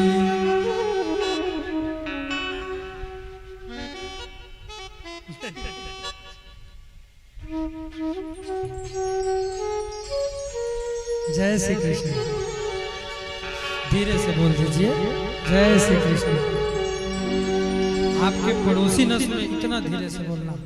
जय श्री कृष्ण। अच्छा सुनो, एक बात बता रहा, कलयुग जो है ना, जब भागवत होते रहता है तो पीछे पीछे आता है, हमारे साथ में आता है और आ करके मूड पे मंडराते रहता है। और मंडरा के जब वो देखता है कि अब तो ये पंडाल पे घुस ही गया, तो फिर वो गेट पे ही रुक जाता है। तो निकल फिर तेरे को देखूंगा। गेट पे खड़ा कलयुग प्रतीक्षा करते रहता है, ये आएगा तो इसको देखूंगा। लेकिन जब वो बार बार झूम झूम करके भजन गाता है, एकाग्र होकर के ध्यान लगा करके कथा सुनता है और खूब जोल जोल करके जय श्री कृष्ण, जय श्री राम, राधे श्याम, जब ऐसा ललकार करके चिल्लाता है, तो कलयुग कहता है कि हमारा पत्ता खत्म, अब इसके पास हम नहीं जा पाएंगे। तो फिर जाता किसके पास में है? पड़ोसी के पास में, क्योंकि वो आलसी रहता है। एक के पास से हटा और दूसरे के पास में पहुंच गया। तो जिसको जिसको कलयुग को अपने पड़ोसी के यहाँ भेजना है, उन लोग चुप हो जाना है। अब पड़ोसी लोग ध्यान दे लेना भाई कि आपके पड़ोसी अगर चुप हैं, इसके मतलब पक्का आपके बुरा चाहते हैं, इसलिए आप कोचक देना बोल करके, चुप मत रहने देना। बोलिए जय श्री कृष्ण। तो कहाँ पर थे? बोलिए भक्त वत्सल भगवान की। तो पूड़ी बनाते बनाते अगर घी खत्म हो जाए, तो अगर आप कहीं कहो महाराज घी से सेक रहे हो, तो दूध से ही तो घी बनता है, तो एक काम करो आधा पूड़ी अब दूध से सेक लो। तो क्या दूध से पूड़ी सेका जाएगा? नहीं सेक पाएगा। दूध से कहाँ बनेगा? दूध खत्म हो गया, एक काम करो महाराज दूध से खीर मत बनाओ, आप तो दही से खीर बनाओ। बनेगा खीर? वो तो रायता बन जाएगा। खीर बनाओगे रायता बन जाएगा, मुंह खट्टा और हो जाएगा। तो सबका एक अपना वैशिष्ट है, अपना एक महत्व है। तो श्री सनकादिक महात्मा बोलते हैं वेद के बारे में जो बता रहे हो ना नारद जी, वो वेद एक विशाल वृक्ष है और विशाल वृक्ष के ये पका पकाया फल श्रीमद् भागवत है। इसको श्रवण करोगे ना तो तुरंत तुम्हारे ज्ञान और वैराग्य पुष्ट हो जाएंगे। लेकिन ऐसा भैया, तब तो नारद जी को थोड़ा विश्वास हो गया, बोले कि भैया कहाँ पर मंच बनाया जाए बताइए। तो श्री सनकादिक बोले कि हम लोग अभी बद्रीनाथ से और हरिद्वार के बीच में हैं, एक काम करो थोड़ा और उतर जाते हैं, तो जो गृहस्थी लोग होंगे वो हरिद्वार से थोड़ा ऊपर आ जाएंगे और बद्रीनाथ में जो तपस्वी महात्मा है वो थोड़ा ऊपर और आ जाएंगे। तो बीच में जब होगा भागवत तो सब लोग लाभ ले सकते हैं। जितने लोग सुनेंगे उतने ही उसकी पुण्य की वृद्धि होगी। अगर जो व्यक्ति अपने साथ में एक पड़ोसी को लेकर के आता है तो जो पड़ोसी सुनता है ना कथा, ये श्री सनकादिक महात्मा कह रहे हैं कि पड़ोसी जब साथ में आता है उसके साथ में आने वाले पड़ोसी का जो कथा सुनने का फल है तो जो लाने वाला है वो 50% ऑटोमेटिक ग्रहण कर लेता है। ये फायदा है महाराज, इसलिए अपने अपने पड़ोसियों को शुरू कर लो। ये जीवन बीमा है, आज बीमा कर लोगे कल योगक्षेमम वहां में हम जीवन बीमा में कहते हैं ना, लिखा रहता है योगक्षेमम वहां में हम, आज तुम बीमा करा लो, एक्सीडेंट होगा हम पैसा दे देंगे। तो आज अपना बीमा करा लो। ये बीमा निश्चित रूप से आपका उस समय पे, किस समय पे, जब ट्रेन जब हमारा अंतिम सफर पे चला जाएगा तब यह काम आएगा। तो श्री सनकादिक ऋषि बोलते हैं कि देवर्षि नारद, इसलिए जितना ज्यादा भीड़ हो सके उस वैसी जगह का चयन करो। हरिद्वार से थोड़ा उतर गए और श्रीमद् भागवत की पावन संहिता प्रारंभ हो गई।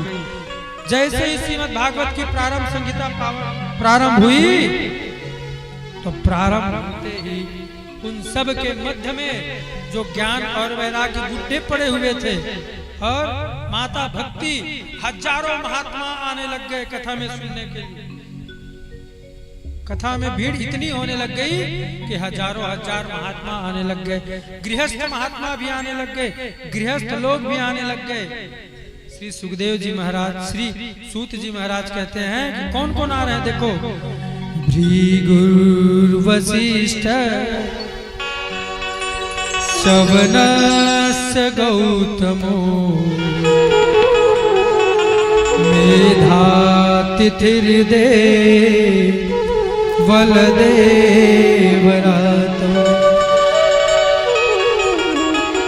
रामस्तथा गाधिसुतो च साकम्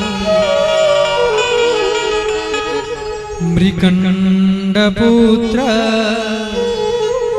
अजपीपलादः योगेश्वरो व्यास पराशरो च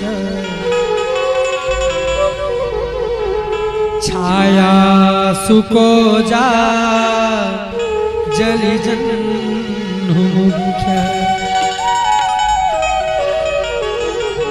सर्वेऽप्यमी मुनिगणः सह पुत्र शिष्य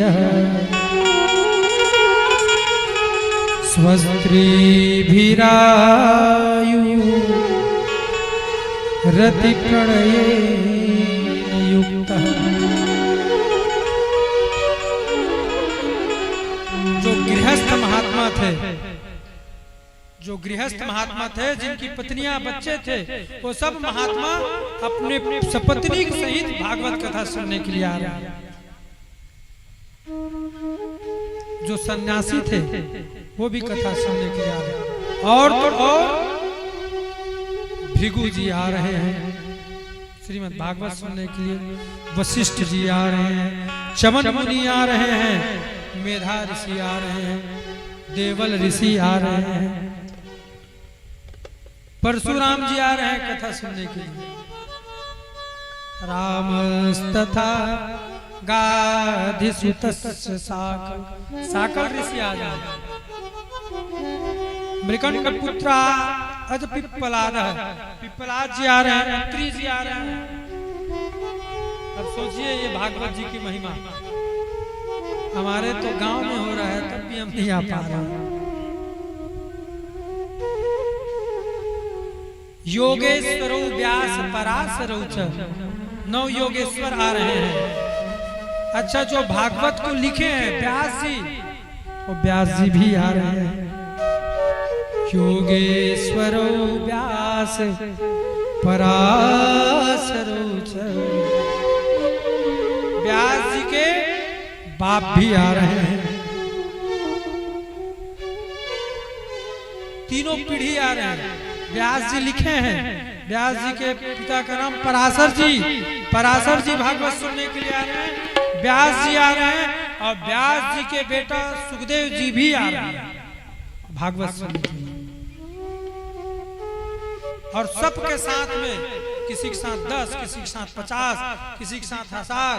देखते ही देखते गंगा जी का जो तट था वो संत महात्माओं और गृहस्थों से परिपूर्ण हो गया, भर गया खचाखच। 1 इंच का जगह नहीं कि कोई और घुस सके महाराज, इतना भीड़ हो गया।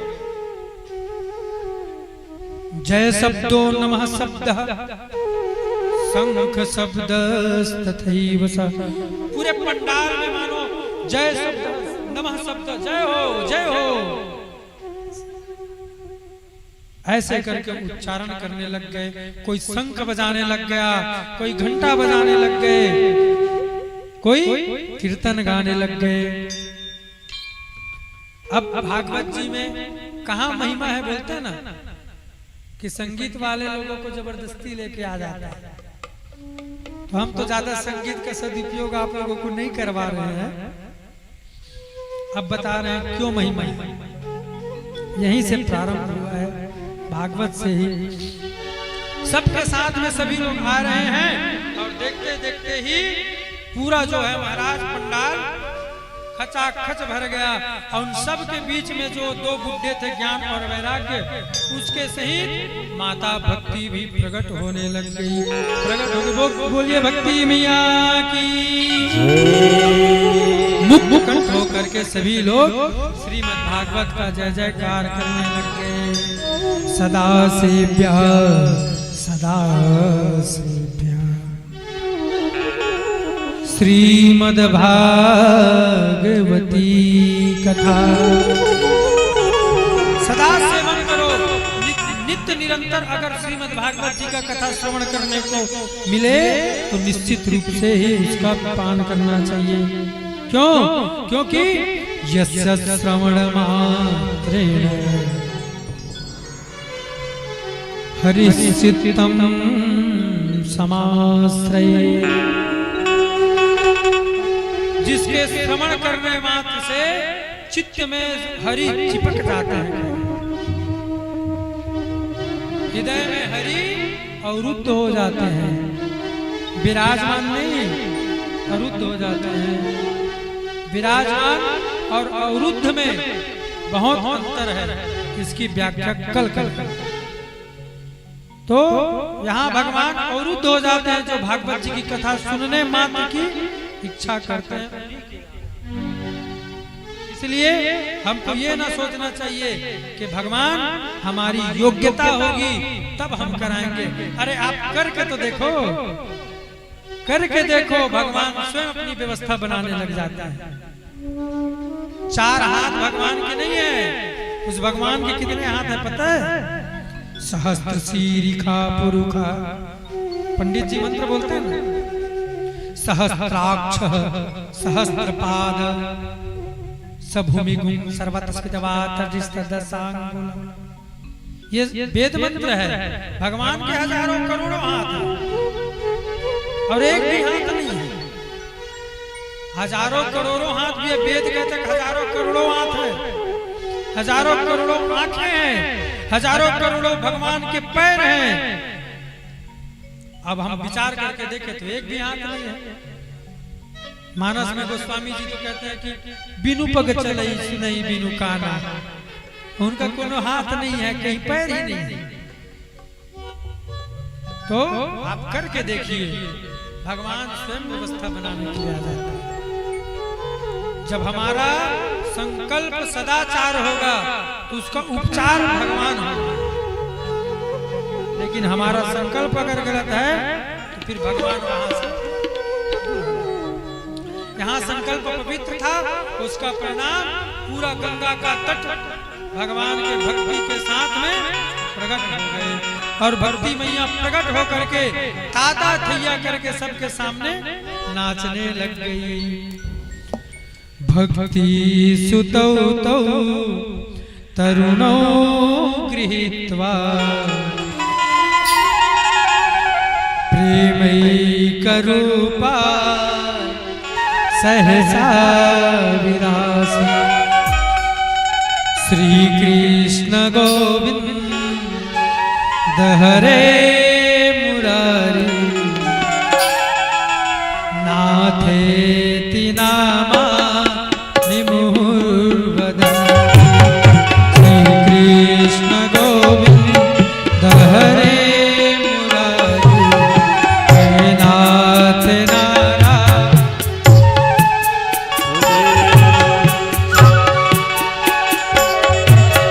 श्री कृष्ण गोविंद हरे मुरारी हे नाथ नारायण वासुदेव।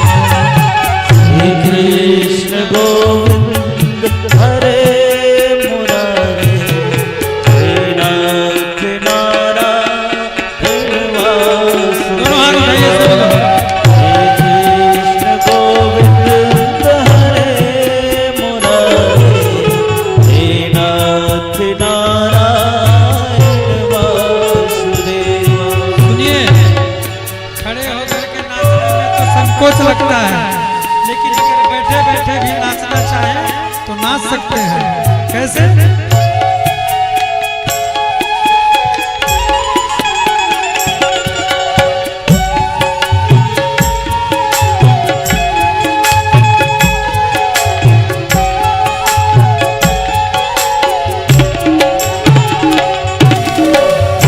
नाथ नारायण वासुदेव। हे नाथ नारायण वासुदेव। हे नाथ नारायण वासुदेव। हे नाथ नारायण वासुदेव। हे कृष्ण गोविंद हरे मुरारी हे नाथ नारायण वासुदेव। हे कृष्ण गोविंद हरे मुरारी हे नाथ नारायण वासुदेव।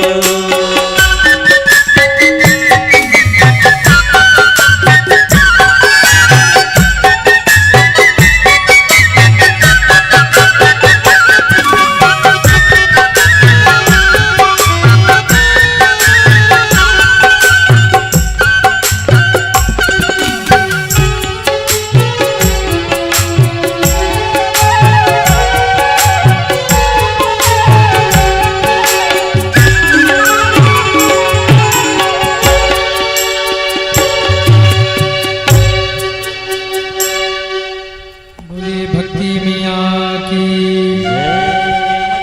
अच्छा बोल दो, जल्दी करिएगा क्योंकि समय हमारे पास भागवत भगवान की जय। राधे राधे। आज भागवत महापुराण ज्ञान यज्ञ रसपान करने के लिए हमारे श्रद्धालु भक्तजन उपस्थित हुए हैं। मैं उनका नाम लेते जाऊंगा और आप व्यासपीठ महाराज जी से आशीर्वाद लेते जाएंगे। यश जायसवाल गिरौदपुरी से पधारे हैं आप व्यासपीठ महाराज जी के पास जाकर के आशीर्वाद प्राप्त करने कष्ट करेंगे।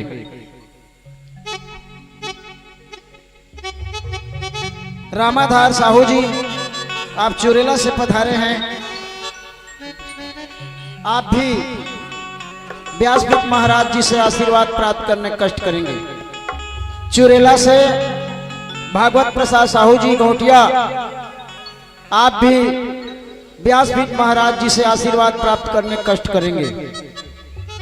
धर्म सिंह साहू गुरु जी, आप बेलटिकरी से हैं, आप भी व्यासपीठ महाराज जी से आशीर्वाद प्राप्त करने कष्ट करेंगे। बद्री प्रसाद साहू गुरु जी, आप बेलटिकरी से हैं, आप भी व्यासपीठ महाराज जी से आशीर्वाद प्राप्त करने कष्ट करेंगे।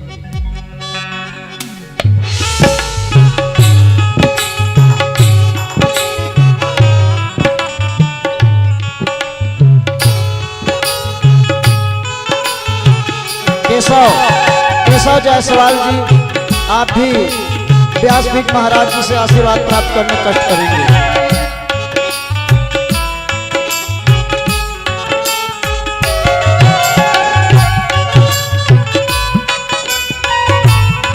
कोमल प्रसाद साहू जी शिक्षक, आप सब परिवार व्यासपीठ महाराज जी से आशीर्वाद प्राप्त करने कष्ट करेंगे।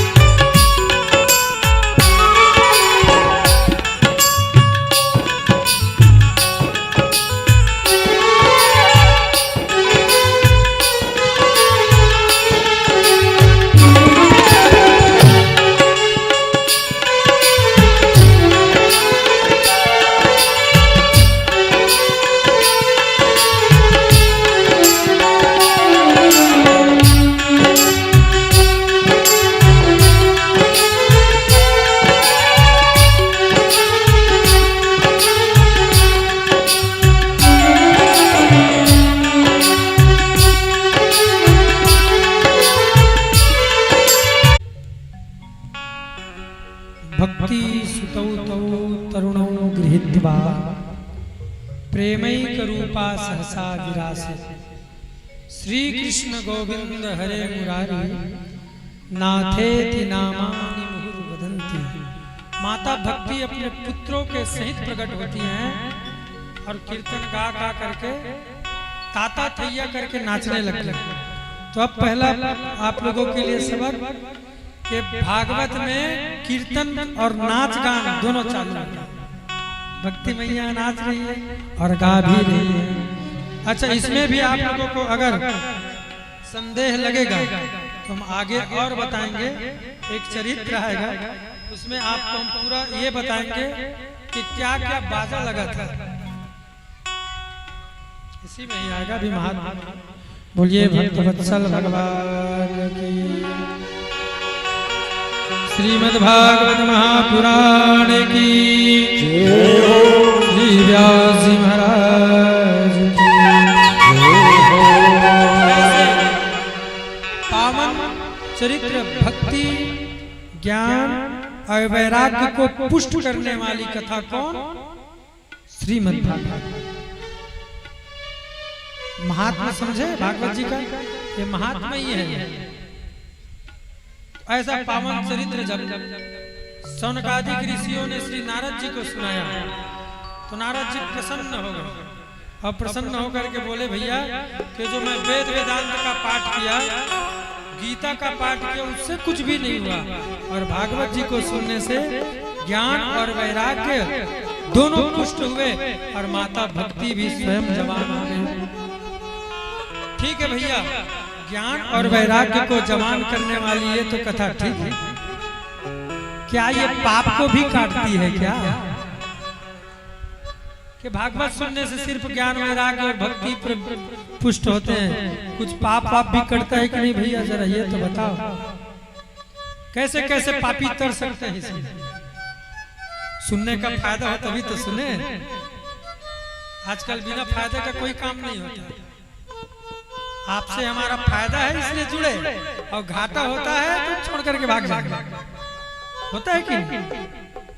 और तो और पति पत्नी में भी अब फायदा और घाटा का सौदा है। शॉपिंग कराओगे नहीं 3 साल तक के तो तलाक की नौबत आ जाएगी। आजकल का ऐसे होने लग गया, आप कराते ही नहीं हो हमको। तो कहने का भाव है कि जहां सौदा फायदा हो गया वहां रिश्ता जुड़ने लगा। तो नारद जी कहते हैं कि कुछ ऐसा भी है महाराज कि पाप कट जाए। तो सनकादिक ऋषि बोलते हैं कि सुनो नारद जी, तुम कह रहे हो कि पाप कटने वाला बात है, ये भागवत जी सिर्फ पाप बस को नहीं काटता है। सुनो कैसे कैसे पापी के लिए है, सावधान हो जाओ। नारद जी बोले ठीक है महाराज, सावधान हो गए। सनकादिक ऋषि बोले ये मानव पकृतस्तु सर्वदा सदा दुराचार रता विमार्गः क्रोधाग्निदग्धः कुटिलास्य कामिनः सप्ताहयज्ञे न कलौ पुनन्ति ते। सुनो नारद जी, आप बोल रहे थे कि पापी लोग सुनेंगे तो तर जाएंगे क्या? अब मैं बताता हूँ, सुनो। जो मनुष्य जिंदगी भर पाप के अलावा कुछ किया ही नहीं, सिर्फ पाप किया हो, उठते ही पाप और सोते तक पाप, ऐसे व्यक्ति गलती से, जानबूझ करके नहीं, गलती से अगर भागवत जी को सुन ले तो भी सेकंड भर के अंदर मोक्ष हो जाएगा। ये सनकादिक ऋषि नारद जी को कह रहे हैं। अच्छा, हाँ, और सुनो। ये मानव पापकृतस्तु सर्वदा, पाप बस नहीं, सदा दुराचरण करने वाला, आचरण गलत करने वाला। महात्मा लोग जा रहे हैं, अब जो दुष्ट व्यक्ति होते हैं क्या करते, पत्थर उठा के मार देता है। ले घर में माता पिता बैठे हैं, माता पिता कोई चाय देने के बहाने चाय कोई डाल, ये दुष्ट, मैं लक्षण बताता हूं। अपने माता पिता को रोज 4 डंडा सुबह, 4 डंडा शाम को भोग लगाए, भगवान को उठा करके फेंक। ऐसे व्यक्ति भी अगर गलती से दुराचरण करने वाला व्यक्ति अथवा वेश्यावृत्ति करने वाला व्यक्ति भी अगर भागवत को सुन लेगा जीते जी अपने, और भागवत को सुनने के बाद भागवत को ग्रहण कर लेगा तो उसकी भी मुक्ति हो जाएगी। अच्छा महाराज, हाँ, जो व्यक्ति सदाचार को छोड़ करके सदा निरंतर क्रोध करने वाला हो, ऐसे व्यक्ति भी पाप को त्यागने के पश्चात भागवत जी को अगर सुने तो उसका भी मोक्ष हो सकता है। जो कुटिल हो, जो निरंतर कामना वश रहने वाला हो, कामी हो, ऐसे व्यक्तियों का भी उद्धार हो सकता है। नारद जी बोले बोलने बोलने से बात थोड़े होता है, कुछ प्रमाण दो। मुंह से तो कोई भी कुछ भी बोल देता है महाराज, कुछ प्रमाण दीजिए आप, प्रमाण दोगे तो बात मानेंगे। बोलता है सुनो, एक प्रमाण बताता है, एक कथा सुनाता, सावधान हो करके सुनो। अत्र ते कीर्तयिष्यामि इतिहासं पुरातनम् यस्य श्रवणमात्रेण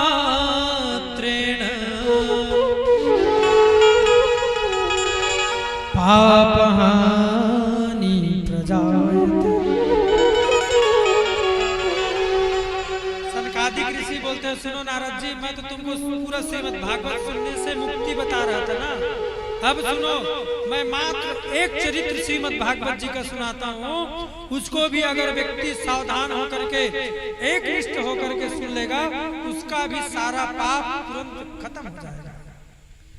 नारद जी बोलते हैं महाराज तब तो जल्दी करो, इतने महात्मा लोगों का भीड़ लगा है, इतने गृहस्थियों का भीड़ लगा है, शीघ्रता पूर्वक कथा सुनाओ, कहीं 7 न बज जाए नहीं तो आरती हो जाए। बोलते सुनो तो सावधान हो, जल्दी बढ़ जाओ। अब सुनाना चालू करते हैं। एक समय एक ब्राह्मण पंडित जी आत्मदेव शर्मा उनका नाम था, द्वितीय भास्कर के समान विद्वान थे, तुंगभद्रा नदी के तट पर रहते थे। तुंग अर्थात शरीर ही होता है, समझिए, भद्र मतलब कल्याण। ये शरीर है, इस शरीर को आप कल्याण के मार्ग पर ले जाओ अथवा कुमार्ग के मार्ग पर ले जाओ, ये हमारे हाथ में। हम सभी लोग इस शरीर में ही आसीन हैं, अस्वस्थ हैं शरीर पे, शरीर के हिसाब से सब कार्य करते हैं। थोड़ा सा गर्मी लगा पंखा चला लो, थोड़ा भूख लगा पकोड़े खा लो, यही सब हमारा शरीर के द्वारा कार्य। और यही शरीर, अरे भूख तो लगता ही रहता है, रोज की बात है, थोड़ा हवन कर लो 2 घंटा। ये शरीर एक तरफ हवन के मार्ग पर जा सकता है, अब एक तरफ ये हवन के मार्ग पर जा सकता है, दोनों हवन कर सकते हैं। तो तुंगभद्रा नदी के तट पर एक ब्राह्मण रहते थे, नाम था आत्मदेव, जिसकी एक पत्नी थी जिसका नाम था, सभी लोग जानते हैं, धुंधली देवी। आत्मदेव का अर्थ होता है स्व शरीर में जो रमण करे, अपने शरीर को ही जो देव माने, अपने आत्मा को ही जो देव माने, वो आत्मदेव। द्वितीय भास्कर सूर्य, दूसरा सूर्य के समान था, इतना तेज, इतना विद्वान ब्राह्मण, इतना सदाचारी ब्राह्मण, और उसकी पत्नी का नाम धुंधली। जितना सदाचारी ब्राह्मण उतना ही दुराचारी पत्नी। ब्राह्मण तो रोज जब तक गायत्री पुनस्चरण न कर ले तब तक भोजन नहीं करता, लेकिन पत्नी जस्ट विपरीत, जब तक पड़ोसी की खोपड़ी फोड़ न दे तब तक वो भोजन नहीं करता। दिन भर पड़ोसी के साथ में लड़ाई झगड़ा, पड़ोसी ना मिले तो दूसरे के घर में चला जाए, जो आ जाए उसी के साथ लड़ाई झगड़ा। जस्ट विपरीत। धुंधली का अर्थ होता है धुंधला। देख तो कद का धुंधली छा गएगा एकदम।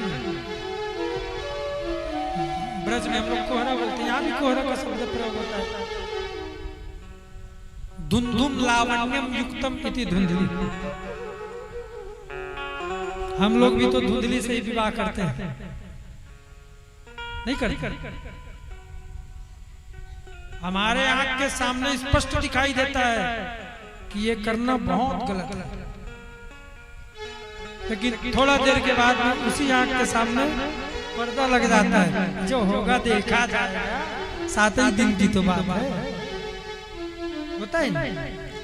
एक हमारे सदाचारी आंख, और वही धुंधुम लावण्यम युक्तम इति।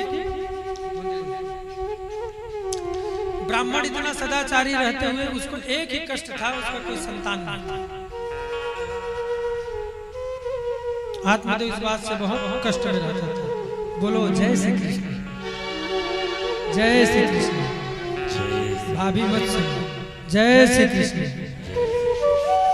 और धीरे, जय श्री कृष्ण। अच्छा सुनो, आपके गांव के लोगों को पता ही नहीं है भागवत चल रहा है। अरे जोर से जब जयकारा लगाओगे तो पड़ोसी पड़ोसियों को पता चलेगा कि अब जायसवाल जी भागवत चालू हो गया है, इसलिए दिले मत बोला करो।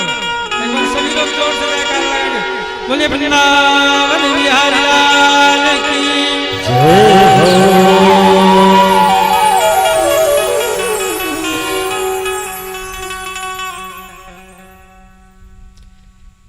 एक बार और बोले वृंदावन बिहारी लाल की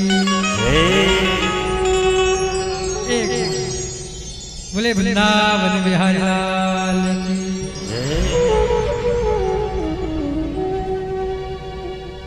अत्र की कीर्तयिष्याम इतिहासं पुरा। श्री सनकादिक ऋषि बोलते हैं नारद जी, ये जो ब्राह्मण था वो इतना सदाचारी, इतना सदाचारी था कि जितना सदाचारी ब्राह्मण देता उतना ही दुराचारी पत्नी दे। और बेचारा पंडित जैसे तैसे करके अपन जीवन यापन करता था, क्योंकि आत्माराम आप्तकाम स्वयं से जो प्रेम करने लग जाएगा उसको अपने से ही मतलब है, उससे क्या मतलब। नीच प्रभु में देखा ही जगत के ही सन करो विरोध। जब हम परमात्मा को ही अपने आप में और आप में सब में देखने लग जाएंगे तो फिर वैर और शत्रुता, अपनत्व या पराया, ईर्ष्या या द्वेष नहीं आएगा। तो आत्मदेव स्वामी स्थित रहते थे, लेकिन एक बात बहुत चुभता था कि मेरा कोई संतान नहीं, मेरे मर जाने के बाद मुझे पानी कौन देगा, ये बात चुभता था। सब उपाय कर डाला, लेकिन जब सफलता नहीं मिला तो एक दिन कसम खा करके निकला कि आज या तो बेटा लूंगा या तो प्राण त्याग दूंगा। और आत्मदेव घर को त्याग करके महाराज वन की ओर चला गया। और जब वन में जाता है, एक पेड़ के नीचे चलते चलते थक जाता है और थक करके पेड़ के नीचे बैठ करके रोने लग जाता है। आ तो गया जंगल में, अब कहाँ पाऊंगा मैं बेटा। इतना रोता है, बिलखता है। वही मार्ग से एक संत जो है निकलते रहते हैं। संत ने देखा तो सोचा कि निश्चित ये भगवान को पाने के लिए रो रहा है। जंगल में व्यक्ति साधना या भगवान के लिए रोता है, तो ये भगवान को पाने के लिए रो रहा है। चलो मैं इसको मिल करके मैं कुछ उपाय बताऊं जिसको इसका समाधान हो। ऐसा सोच करके महात्मा जी आते हैं और आ करके आत्मदेव से पूछते हैं, हे ब्राह्मण क्यों रो रहे हो, क्या कारण हो गया। कथं रोदसी विप्रत्वम् काते चिंता बलीयसी वदतं सत्वरं मह्यं स्वस्य दुःखस्य कारणम्। हे ब्राह्मण तुम क्यों रोते हो, काते चिंता बलीयसी, किस बात की चिंता है तुमको। भगवान को पाने के लिए रो रहे हो ना, बताओ कारण, मैं तुम्हारा निराकरण करूंगा। आत्मदेव ने जब उस महात्मा को देखा तो ब्राह्मण था, संतों के चरणों पे, ब्राह्मणों के चरणों पे अटूट रति रखता था, अटूट पूजा करता था। वो तुरंत चरणों पे गिर गया, ब्राह्मण बिना सोचे महात्मा के, और ब्राह्मण के चरणों पे गिर करके जोर जोर से फूट फूट करके रोने लग गया और हाथ जोड़ करके बोला, महाराज क्रीम ब्रवीमि ऋषे दुःखम् पूर्वपापेन संचितम्। हे महात्मा क्या बोलूं मैं, ये मेरा पूर्व जन्म का पाप मेरा उदय हो गया है कि मैं अभागा हो गया हूं। मदीया पूर्वजास्ते कवोष्णमुपभुञ्जते। महाराज मेरा पूर्व जन्म का पाप उदय हुआ है, मेरे मर जाने के बाद मुझे और मेरे पितरों को जल देने वाला, पिंडदान करने वाला कोई संतान नहीं है।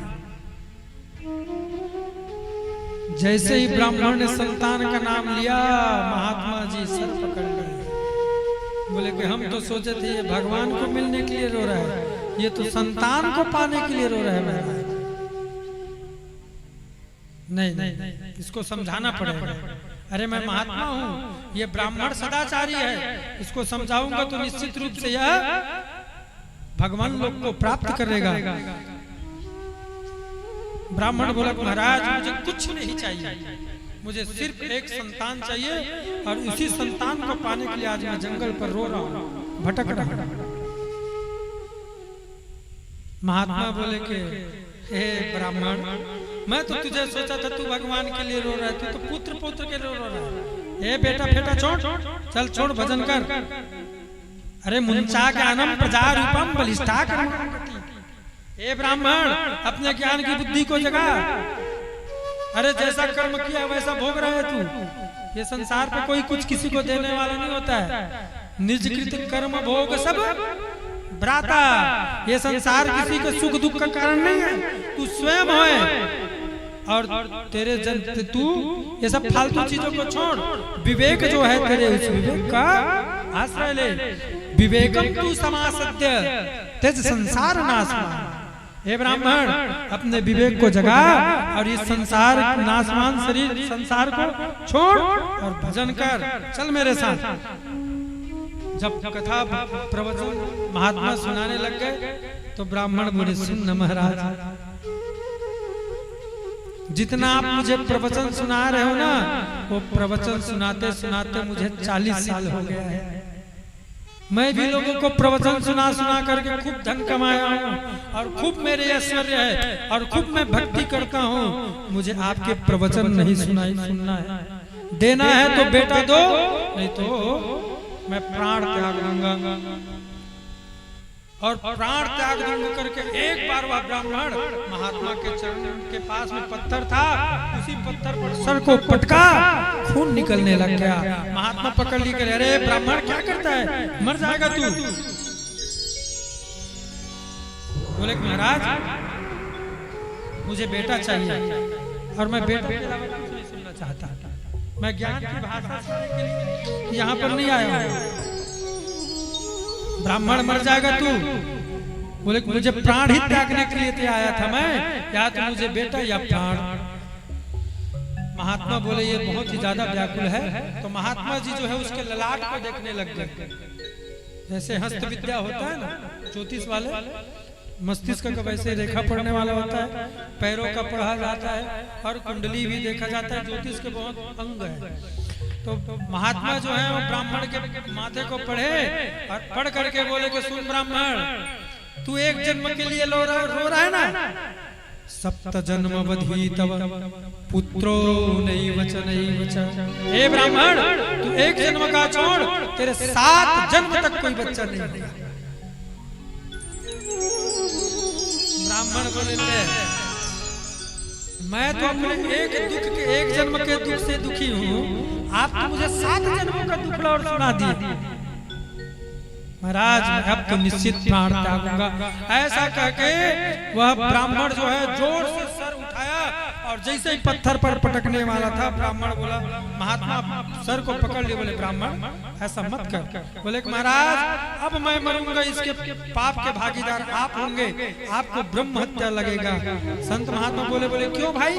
बोले कि हम तो अपने एक जन्म के दुख से दुखी थे, आपने 7 जन्मों का बता दिया।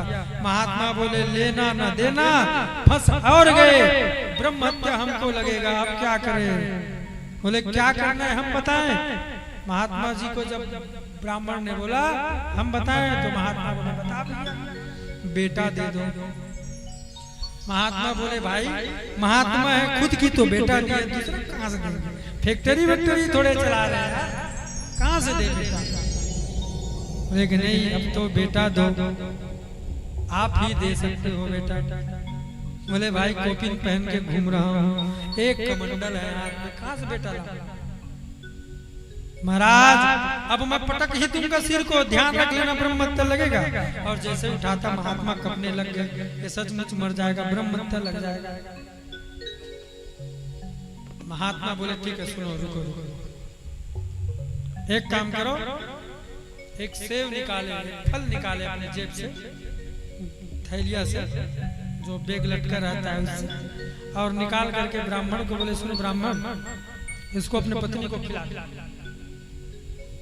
इदम फलम भक्षयातुम ततः पुत्रो भविष्यति, इस फल को तुम अपने पत्नी को खिलाओगे तो निश्चित रूप से तुम्हारा बेटा हो जाएगा।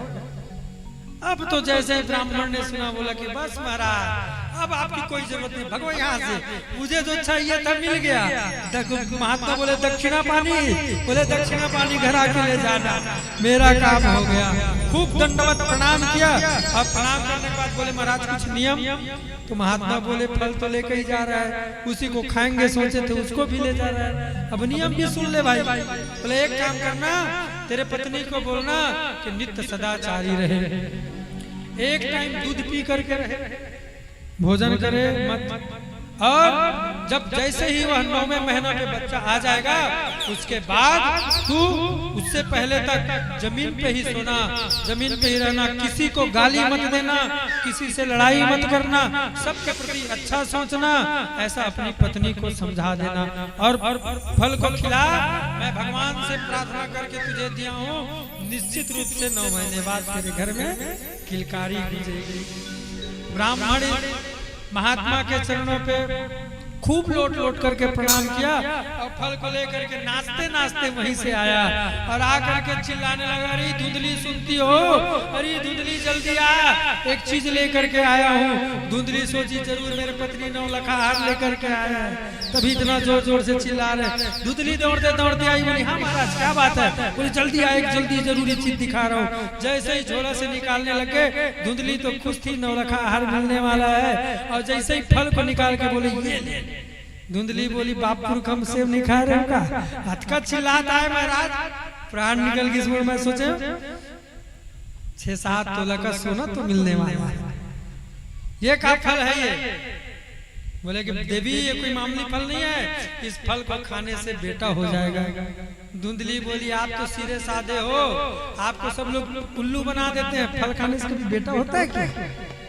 बोले कि देवी फल खाने से बेटा नहीं होता है, लेकिन ये महात्मा का प्रसाद है, ब्राह्मण का प्रसाद है, संत का प्रसाद है, इसको खाओगे तो निश्चित रूप से तुम्हारा बेटा हो जाएगा।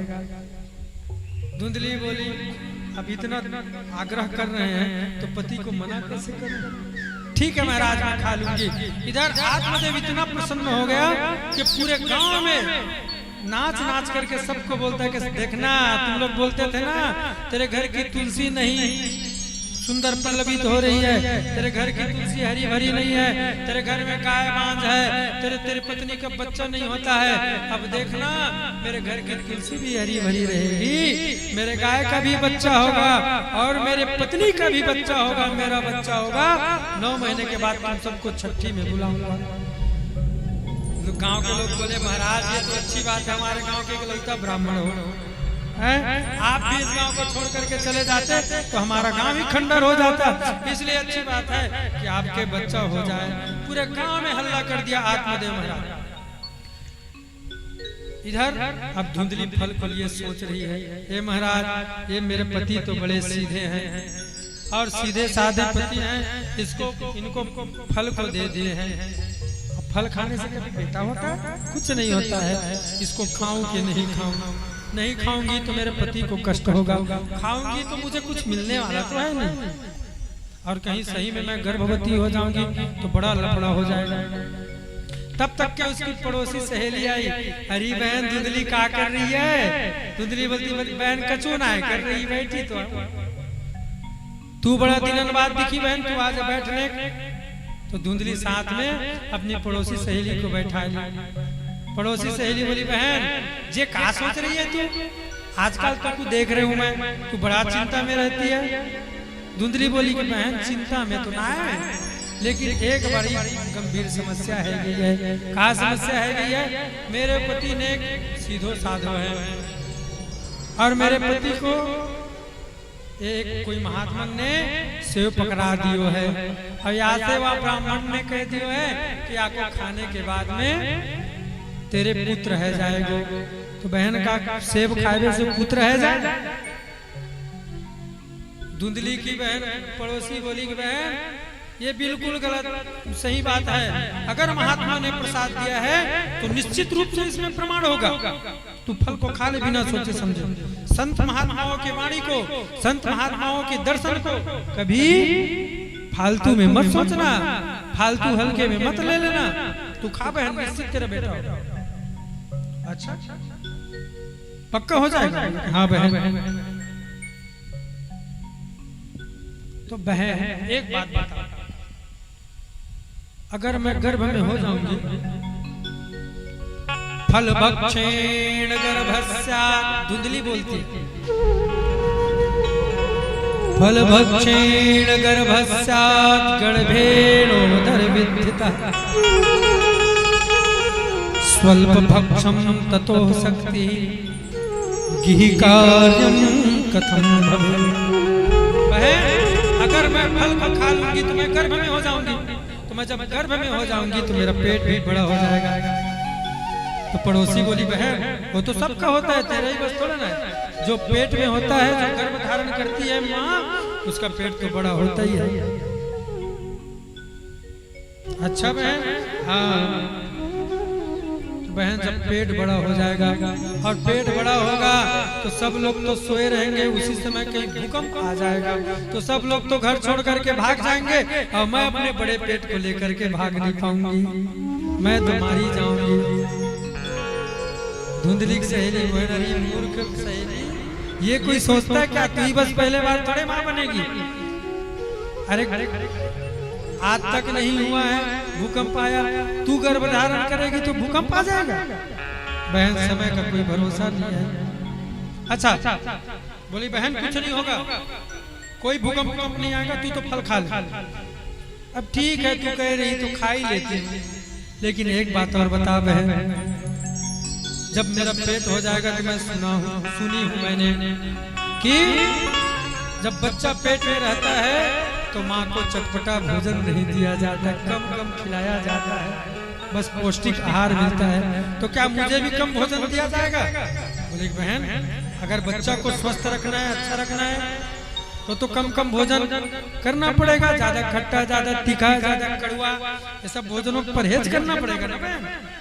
तो बोले बहन मैं तो एक मिनट भी नहीं रह सकती, जब तक 4 थाली न गटक जाऊं तब तक पेट नहीं भरता है। मैं नहीं रह सकती बहन, मेरे को रोज चाहिए 4 थाली, बिना खाए कैसे रहूंगी। धुंधली की सहेली बोली बहन तू बड़ा उल्टांग प्रश्न कर रही है। स्वल्प भक्षम ततो शक्ति, अगर मैं कम खाऊंगी तो मैं कमजोर हो जाऊंगी, मेरे ताकत कमजोर हो जाएगा, मैं कुछ घर का काम नहीं कर पाऊंगी। घर का काम कौन करेगा? तो पड़ोसी बोलती है कि बहन तू जब पेट में रहेगी तो जब बच्चा होता है ना, तो बच्चा होता है तो ननद को बुलाया जाता है और ननद को बुला करके आंख पे काजल लगाया जाता है, बधाई दिया जाता है।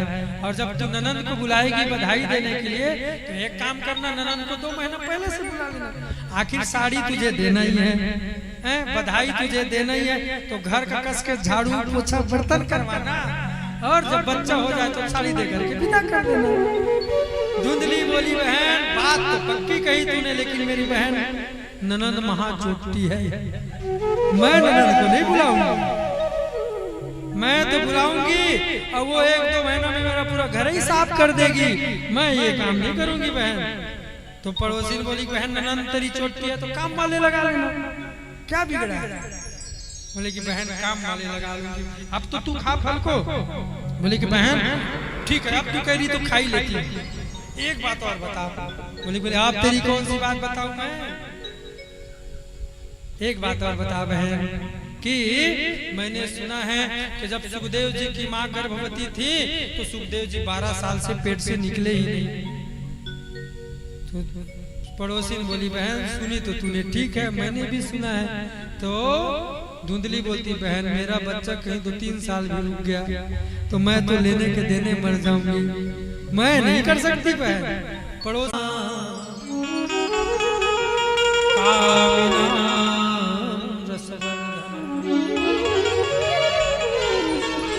हृदयं क्षुरधारा प्रिय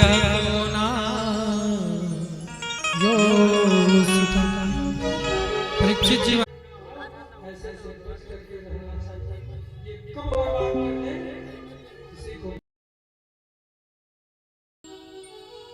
भयंकर सुंदर यह चरित्र श्री सनकादिक ऋषि नारद जी से कहते हैं कि भैया सुने आप, धुंधकारी मारा गया, वेश्याओं ने सारे धन को बांटा, घर को छोड़ करके चले गए। इधर गोकर्ण जी को पता चला कि हमारा भाई भी मारा गया। गंगा जी पर गए और गंगा जी पर जाकर के सुंदर पिंड दान किए और पिंड दान करने के बाद गोकर्ण जी घर आए और घर में आकर के रात 12 बजे सोने लगे और सो रहे थे, तब तक के भयंकर प्रेत आया हाथी बनकर के चिंगाड़ा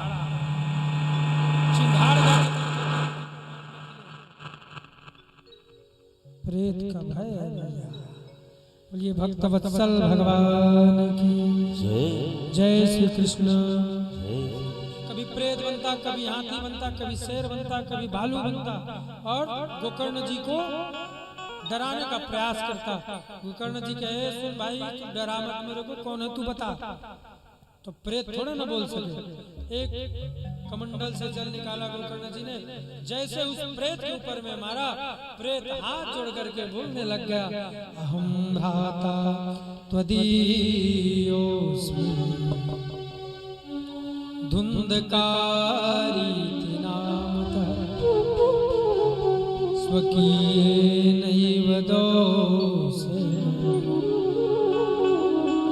ब्रह्मत्वं नासितं मया। भैया मैं आपका भाई धुंधकारी हूँ, अपने ही दोष के कारण अपने जो मैं ब्राह्मण कुल का उत्पत्ति था उसको मैंने नाश कर दिया, जिसके फलस्वरूप आज मुझे प्रेत बनना पड़ा। बोले अच्छा? बोले हाँ भैया।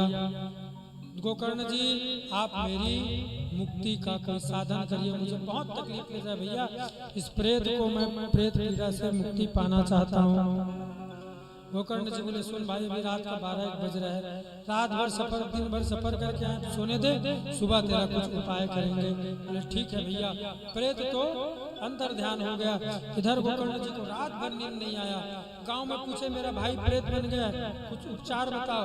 गांव के लोग बोले गया जी में श्राद्ध करके आ जाओ।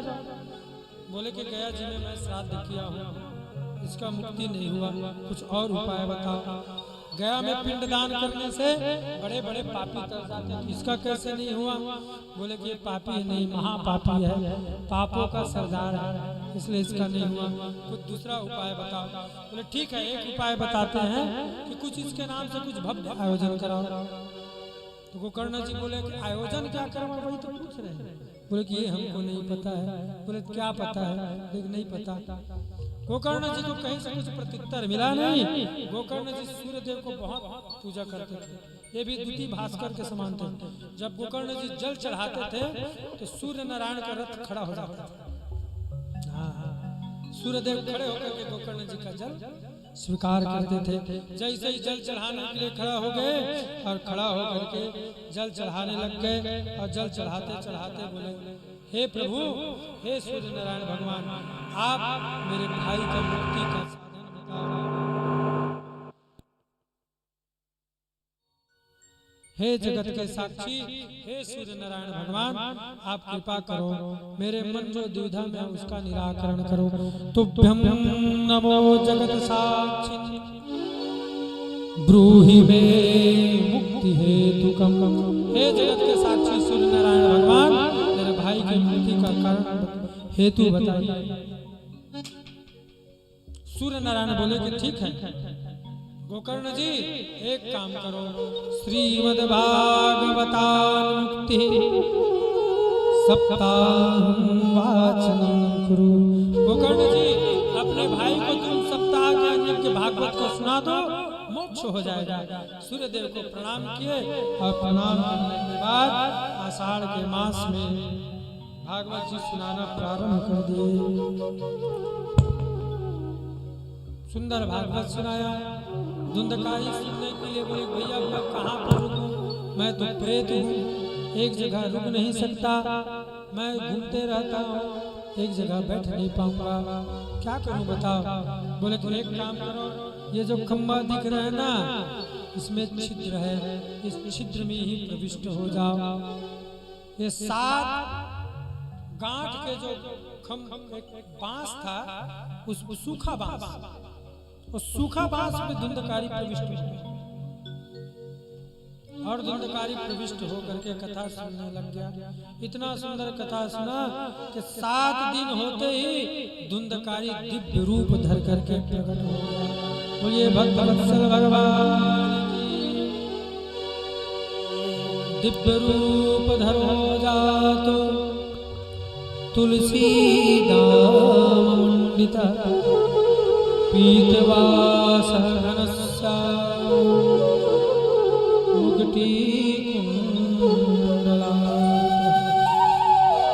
सुंदर दिव्य रूप धर के भगवान के पार्षद प्रकट हुए और धुंधकारी के लिए विमान खड़ा हो गया। और जब विमान खड़ा हुआ धुंधकारी को बैठने के लिए बोलने लग गए। धुंधकारी बोले कि 1 मिनट रुक जाओ, अरे जिसकी कृपा से मैंने भागवत सुना उसको मैं कुछ दे तो सका नहीं, कम से कम प्रणाम तो करूंगा मैं। पार्षद लोग रुके और रुक करके धुंधकारी के पास में श्री धुंधकारी को बोले जाओ। गोकर्ण जी के पास आकर के धुंधकारी लौट करके प्रणाम कर लिया। भैया आप अगर मुझे भागवत की कथा नहीं सुनाते, इतना सुंदर सुंदर श्लोकों को नहीं सुनाते तो मैं कभी मुक्ति नहीं पा सकता था, मेरी मुक्ति होती नहीं। आपकी कृपा से आज मैं भगवत धाम भगवत स्वरूप प्राप्त करके जा रहा हूँ, मेरे ऊपर सदा कृपा बनाए रखना। पार्षदों को गोकर्ण जी ने रोका, बोले कि सुनो भाई, अरे धुंधकारी बस को लेकर जा रहे हो, यहाँ तो मेरे बहुत श्रोता है, हत्ते बहुत जने बहुत लोग हैं, अब इन लोगों की मुक्ति नहीं हुई तो धुंधकारी का क्यों हो रहा है।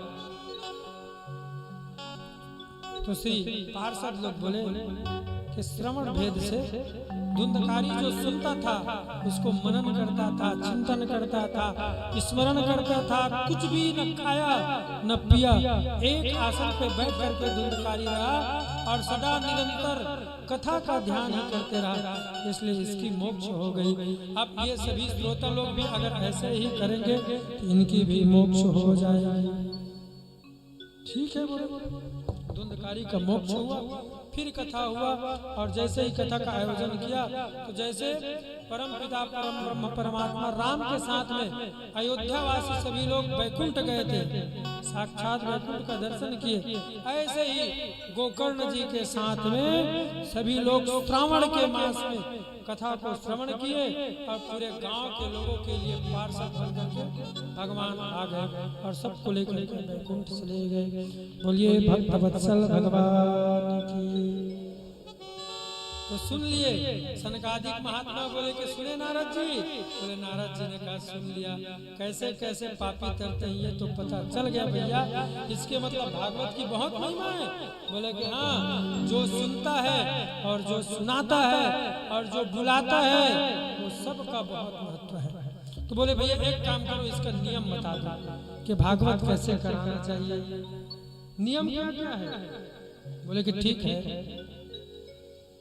बोलिए भक्त वत्सल भगवान की जय, वृंदावन बिहारी लाल की जय, श्रीमद् भागवत महापुराण की जय, जय श्री राधे, जय जय श्री राधे, जय जय श्री राधे। 5 मिनट में अब हम आरती के लिए अग्रसर होंगे। बस 5 मिनट में ये भागवत जी के जो नियम है, थोड़ा बैठ जाइए, 5 मिनट बाद हल्ला कीजिएगा। अभी 5 मिनट और शांति के साथ फिर हम लोग आरती के लिए अग्रसर। नियम बता रहे हैं, क्या क्या नियम है। पहला प्रश्न श्री नारद जी बोलते हैं कि भागवत जी को कराने के बाद, आज आप बोल रही थी ना कि हमारे पास भी होगा तो हम भी कराएंगे महाराज, तो खर्च कितना करना चाहिए भागवत जी को कराने के लिए, श्री नारद जी ने पूछा। कितना खर्च करना चाहिए महाराज? भागवत में कितना खर्च हो बताइए। बोले कि सुनो कितना खर्च करना चाहिए। विवाहे यादृशं वित्तम तादृशं परिकल्पये। जिस प्रकार से हम अपने बेटी का विवाह करते हैं, जिस प्रकार से हम अपनी बेटी का विवाह करते हैं, तो जितना खर्च आता है वैसे ही खर्च श्रीमद् भागवत के आयोजन कराने के लिए करना चाहिए। नारद जी बोले तब तो हो गया महाराज भागवत। जब भागवत ही करा देंगे फिर बेटी विवाह कौन करेगा? बोले कि इसकी व्यवस्था परमात्मा देखेंगे, तुम अपने भागवत के बारे में सोचो। तुमने नियम पूछा, हमने नियम बता दिया। अब कराना नहीं कराना तुम्हारी मर्जी। कितना खर्च तुम दक्षिणा व्यास जी को दोगे वो तुम जानो। ठीक है महाराज। बोले कि महाराज भागवत जी को कौन कौन से मुहूर्त में कराएं ये बताइए। बोले कि मुहूर्त बताते हैं, सुनो कि जब सकाम अनुष्ठान कराते हैं, किसी संकल्प से अनुष्ठान कराते हैं कि मेरे बेटी का बेटा होगा, तो उसमें बहुत ज्यादा मुहूर्त का शोधन करवाना चाहिए। एकदम विशेष मुहूर्त निकाले, तिथि वार दिन सबको शोधन करने के बाद भागवत का आयोजन कराना चाहिए। लेकिन मन की इच्छा है कि हम भी कभी भागवत सुनेंगे और ऐसे ही सुनना चाहते हैं, तो उसके लिए कोई तिथि नहीं है कि जब चाहे भागवत सुन सकते हैं।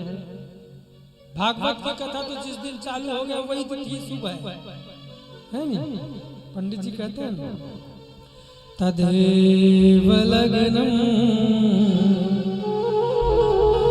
सुदिनम तदेव ताराबलं चंद्रबलं तदेव। आज पूजा करा रहे थे तो बोले होंगे,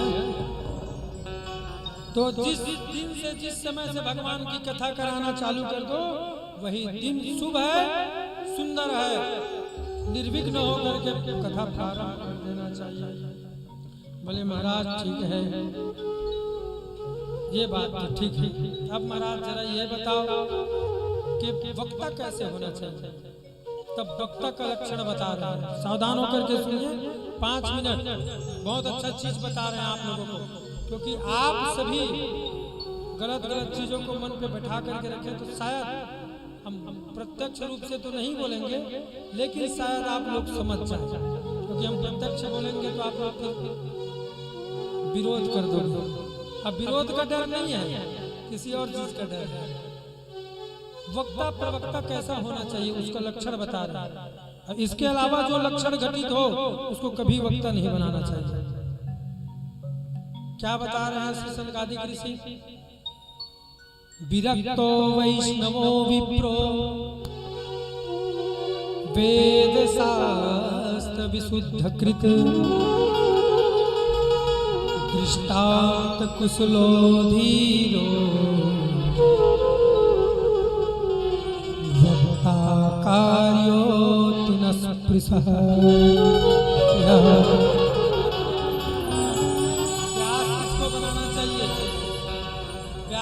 के अधिकारी कौन है? अब सुनिए बड़ा सावधान पूर्वक। व्यास बनने का अधिकारी कौन और व्यास हमें किसको बनाना चाहिए? तो पहला बात बोल रहे हैं, विरक्तो वैष्णवो विप्रो। बोले पहला लक्षण है विरक्त होना चाहिए कथावाचक।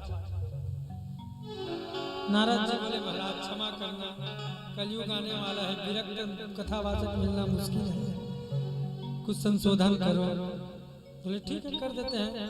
वैष्णवो, वैष्णवी दीक्षा से अलंकृत होना चाहिए ब्राह्मण, उसको व्यास के रूप में बनाओ। बोले हाँ ये बात थोड़ा सौदा लगा महाराज। अब उसके लक्षण बताने लगे। विरक्तो वैष्णवो विप्रो, विरक्त होना चाहिए, ब्राह्मण होना चाहिए, वेद शास्त्र का ज्ञाता होना चाहिए, वेद शास्त्र विशुद्ध कृत, वेद शास्त्र के पढ़ने वाला होना चाहिए, वेद शास्त्र के बारे में जानकार होना चाहिए, दृष्टांत कुशलो धीरो, दृष्टांत इत्यादि देकर के कथा को समझाने वाला, कथा से इतर बुद्धि लगे तो उसको फिर पकड़ने वाला, ऐसा होना चाहिए। सुंदर वैष्णव हो, ब्राह्मण हो, ऐसे ही का वक्ता के रूप में चयन करना चाहिए। इसके अलावा किसी का चयन नहीं करना चाहिए। बोले महाराज इसके अलावा जो चयन होगा उसका क्या? बोला कि जब मनमौजी तरीके से भागवत कराओगे तो मनमौजी ही फल मिलेगा। राख में हवन करने का कोई फल होता है क्या भाई? कोई फल नहीं होता, उल्टा आपको नुकसान हो रहा है, आपका घी व्यर्थ जा रहा है, धन व्यर्थ जा रहा है राख में हवन करने से। तो आप घर पे बैठ करके भागवत का कथा सुनो अकेले मोबाइल में। लेकिन इसके अलावा जो लक्षण वाले हैं ऐसे लोगों को वक्ता का कोई अधिकार नहीं है। महाराज ठीक है, वक्ता का लक्षण हो गया। अब जरा खाने पीने के बारे में बताओ, क्या खाए पिए कथा सुने तो बोले कि सुनो लब्ध्वाहार, बोले कि थोड़ा सा आहार करना चाहिए। अच्छा महाराज ठीक है, कितना थोड़ा सा? बोले कि सुनो भोजनम दुवर्मन्ने कथा श्रवण कारकम नोपवास वरः प्रोक्तः कथा विघ्न करो। जो कथा व्यास हैं और परीक्षित हैं उन दोनों को एक टाइम सिर्फ एक गिलास जल पी करके रहना चाहिए। नारद जी बोले महाराज शुगर है, ब्लड प्रेशर है, मर जाएंगे लेकिन नहीं सुनेंगे हम कथा। अरे मर जाएंगे महाराज जी, ऐसे कथा नहीं सुनना हमको, कुछ संशोधन करो, बिल पारित नहीं होने देंगे। बोले अच्छा ठीक है, तो बोले महाराज कुछ और बढ़ाइए। बोले ठीक है एक बढ़ाते हैं। तो एक काम करना कि एक टाइम फलाहार करो और एक टाइम दूध पी लो और कथा श्रवण करो। दोनों का यही नियम होना चाहिए। लेकिन महाराज क्षमा करना, फल खाएंगे तो ठंडा लग जाएगा, शीत हो जाएगा, नाक जाम हो जाएगा। कथा सुनने के बाद कथा सुनना तो छोड़ो, डॉक्टर के पास में दौड़ने लग जाएंगे, फल भी नहीं चलेगा महाराज। कुछ नमकीन होना चाहिए तो चलेगा महाराज। बोले कि अच्छा ठीक है, तो एक काम करो, एक टाइम खूब रोटी खा लिया करो और एक टाइम दूध पी लेना।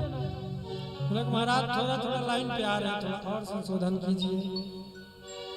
अरे तो तुम ही बताओ कहना क्या चाहते हो? बोले महाराज दोनों टाइम चकाचक खाना चाहते हैं। बोलो अगर ऐसा हो तो कथा सुने। बोले कि ठीक है, जितना चाहो उतना खा लेना, लेकिन सात्विक खाना, सात्विक भोजन होना चाहिए। जितना चाहो उतना खाओ, लेकिन याद रखना कथा में मुंह न खुले, औंघासी न आए, नींद न आए।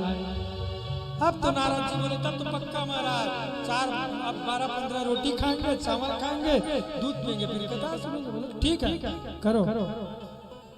ऐसा संशोधन किया, यह हम नहीं कह रहे हैं, प्रमाणित कह रहे हैं। बोलिए भक्त वत्सल भगवान की।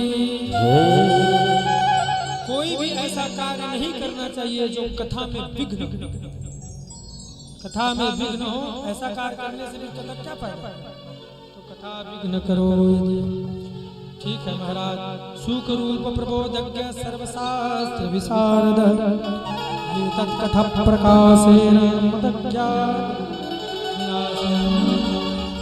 साक्षात व्यास जी को भगवान का रूप ही माने, खूब उसका चरण सेवन करे, चरणोदक पान ग्रहण करे, उनका हर कार्य को अपना समझ करके करे, मनुष्य रूप में न देखे और सुंदर सा कथा का आयोजन कराए।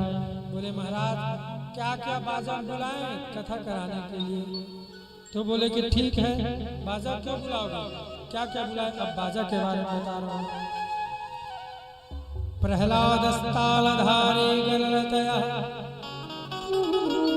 उद्धव कंसधारी वीणाधारी सुरर्षि स्वर कुशलतया राग करता। जो भागवत हो रही थी इसमें संगीत कौन कौन कौन सा था? अब देखिए, वीणाधारी, गायन, वादन और नृत्य तीनों होना चाहिए। अब गायन भी हो रहा है, वादन भी हो रहा है, नृत्य बस की यहाँ कमी है। अच्छा, और क्या क्या होना चाहिए? तो बोले हैं संगीत में और क्या क्या होना चाहिए? कौन कौन लेकर के आए हैं? तो बोलते हैं प्रहलाद अस्तालधारी। जब कथा हो रहा था गंगा के तट पर, तो श्री प्रहलाद जी महाराज प्रकट हो गए और प्रहलाद जी महाराज प्रकट होकर के ताली की सेवा करने लग गए। जय हो, जय हो, जय हो। प्रहलाद अस्तालधारी तरलगते तया। उद्धव जी महाराज प्रकट हो गए और उद्धव जी महाराज कांसा का थाली लिया और थाली बजाने लग गए। Tin tin tin tin tin tin tin. थाली बजाते हैं ना हम लोग, कांस का थाली बजाने लग गए। बोले महाराज थाली बजाने में कोई मजा नहीं आ रहा है, कुछ बेंजो आर्गन तो हो। तो बोले कि है ना, क्या है सुनो। वीणाधारी सुरर सिंह, श्री नारद जी महाराज वीणा लेकर के प्रकट हो गए। वीणा तो नारद जी के पास में था, ताल देने लग गए वीणा में। वीणाधारी सुरर सिंह स्वर कुशलतया। महाराज बोले कि वीणा तो है, अब गायक भी तो चाहिए। तो बोले गायक भी है। राग करता अर्जुनो। अर्जुन जी महाराज गायक हैं, बहुत विशाल गायक हैं। उनके गायकी को सुनने के लिए ब्रह्मादि देवता सब खड़े रहते हैं। तो अर्जुन जी महाराज गाना गाने के लिए आ गए। बोले वीणा भी हो गया, ताली बजाने भी हो गया, थाली भी हो गया, अब थोड़ा ढोलक बजी रहा। तो ढोलक तो हो, तबला तो हो, तबला बजाने वाला कोई बुलाइए। तो तबला बजाने वाला एक्सपर्ट को पकड़े। इंद्रोवादी मृदंगम। इंद्र जी महाराज आ गए, बोले मृदंग हम बजाएं। इंद्र जी महाराज मृदंग बजाने लग गए। बोले कि मृदंग भी हो गया और बीच बीच में जय हो, जय हो ऐसा कहने वाला भी तो चाहिए। तो बोले कि जय कहने वाला भी बुलाते हैं। जय जय करह कीर्तने ते कुमार। सनक सनंदन सनातन सनत कुमार जी कीर्तन स्वयं करते हैं और स्वयं भी कहते हैं जय हो, जय हो। ऐसा महाराज गंगा के तट पर सुंदर उत्सव मनाने लग गए। सब लोग देखते ही देखते सबके सब आपस में खड़े हो गए और खड़े होकर के कीर्तन करने लग गए। बोलिए भक्तवत्सल भगवान की। पावन सुंदर गंगा जी के तट पर यज्ञ हुआ और यज्ञ होने के बाद में देख लिए कौन कौन सा संगीत था। ये सब प्रमाणित है। अच्छा, संगीत भागवत में नहीं चलता था पहले, अब क्यों चलने लग गया? इसका कारण ये भी है कि आदमी कथा सुनते सुनते उबासी आ जाता है। तो बीच बीच में जब वही होम्योपैथी वाला गोली जब चूसने को मिल जाए, बीमारी भी दूर होता है और मुंह भी मीठा होता है। तो ये होम्योपैथी संगीत है। उबासी जब लगने लग जाते हैं तो कीर्तन कर दो भाई, थोड़ा तरो ताजगी होता है, फिर मन लग जाता है। तो विज्ञान आविष्कार भी है, अभिशाप भी है। कथा छूट जाता है इससे, लेकिन आज भगवान की कृपा से कोई कथा हमने छोड़ा नहीं है, सब कुछ अच्छे से हो गया। कल ठीक 2 बजे आप सभी लोग उपस्थित हो जाएंगे। 2 बजे से कथा होगी और आज थोड़ा सा लेट हो गया, शुरू दिन था तो विलम्ब हो गया। आप और हम सब लोगों ने बड़ा भक्ति के साथ, ज्ञान के साथ, वैराग्य के साथ भक्ति ज्ञान वैराग्य के चरित्र को श्रवण किया।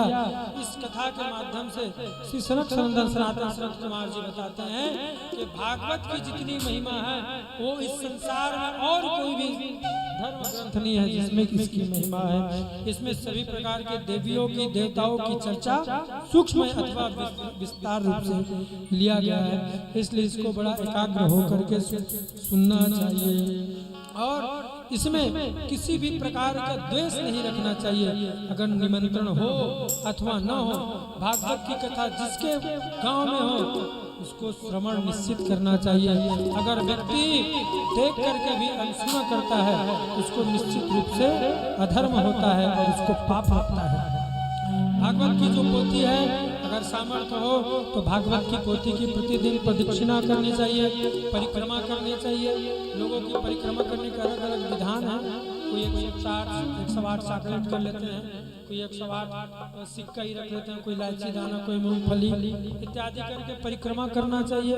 प्रतिदिन भागवत जी का सेवन करना चाहिए और निराहार कोई रहना मत भाई, सब प्रसन्न होकर के पाना और पा करके हरि कथा में आना। व्यास जी के प्रति सदा सद्भाव का भावना रखना चाहिए और यह भागवत की पावन संहिता को प्रतिदिन जो श्रवण कराए व्यास जी उसको मनन चिंतन और ध्यान करना चाहिए, जिससे आप अंदर की यह कथा सदैव तरो ताजगी रहेगी। इधर धुंधकारी का मोक्ष हो गया, भागवत जी का कथा का नियम बताया गया, लेकिन कल की जो कथा होगी भगवान जी का, हम भागवत का मंगलाचरण इत्यादि के साथ में कल महाभारत की कथा, कल महाभारत की लगभग कथा होना है, तो वह कथा तक के हम लोग कपिल चरित्र तक की कथा है, तो कपिल चरित्र और सती चरित्र तक का प्रयास करेंगे कल सभी लोग, लेकिन सही समय पर आएंगे।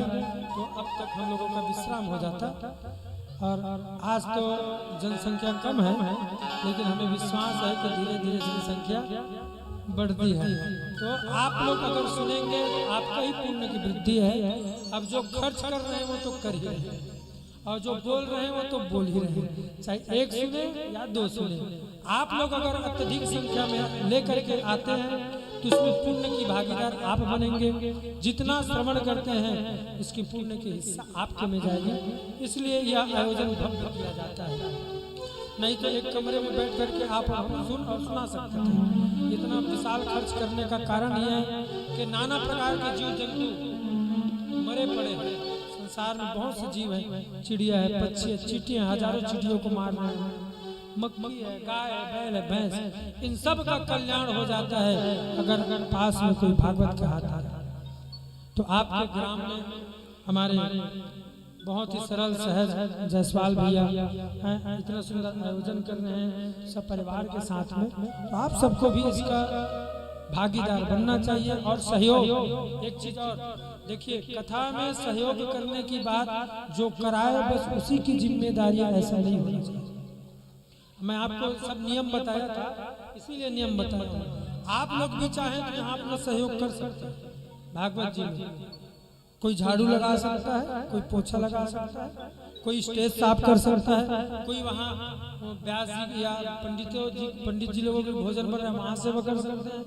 किसी भी प्रकार से, धन से, मन से, तन से, निश्चित हम सबको ये सोच करके नहीं कि जो करा रहे हैं तो करेंगे, ऐसा करके नहीं, हमारी भी हिस्सेदारी हो, ऐसा सोच करके सबका अधिकार है करना चाहिए।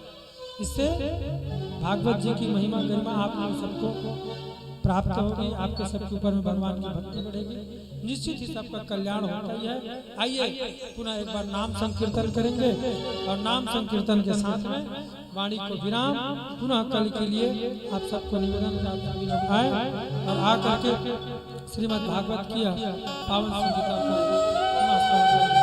बोलिए। भक्तवत्सल भगवान की, कृष्ण कन्हैया लाल की, श्याम रामचंद्र की, पवन सुत हनुमान की हो।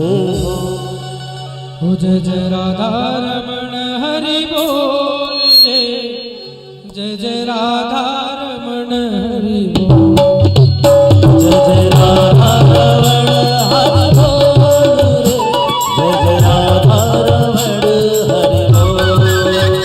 जय जय राधा रमण हरि बोल, जय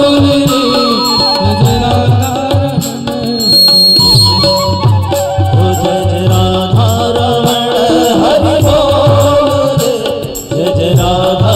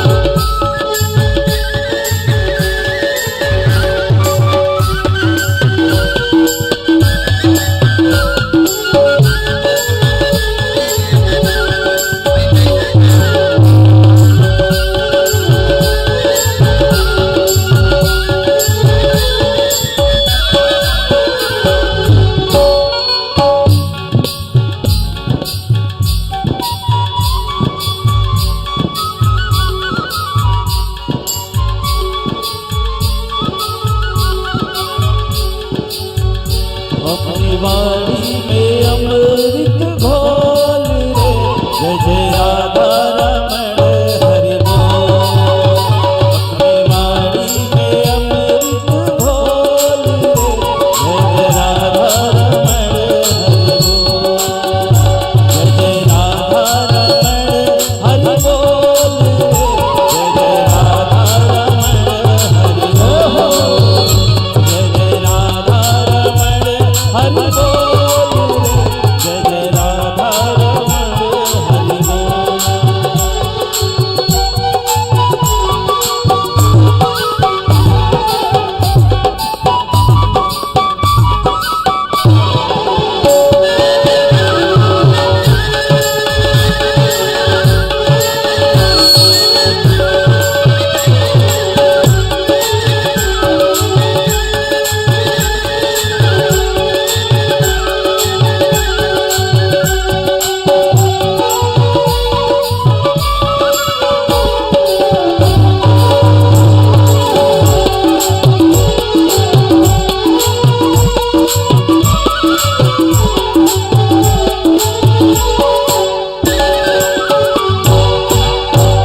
बोले वृंदावन बिहारी लाल की जय हो।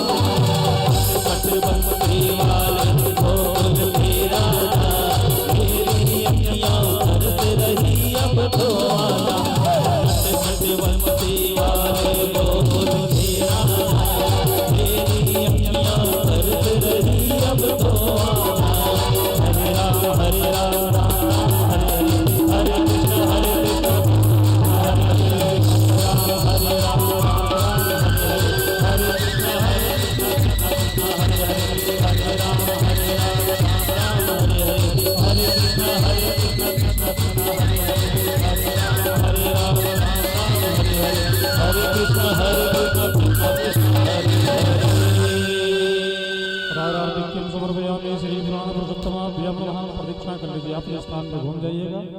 हरि ओम जय दीर्घानि प्रचलन् शिखास्ता निखण्डन हाते बन्धुं सहत योजने धनवानि धनवसे यानि कानि च पापानि जन्मान्तर्गतानि च तानि सर्वाणि नश्यन्ते प्रदक्षिणायां पगे पगे जलेन शीतलीकरणं पुष्पै देवताभिवन्दनं श्रीपुराणपुरुषोत्तमाभ्यां नमः आर्तिक्यं समर्पयामि।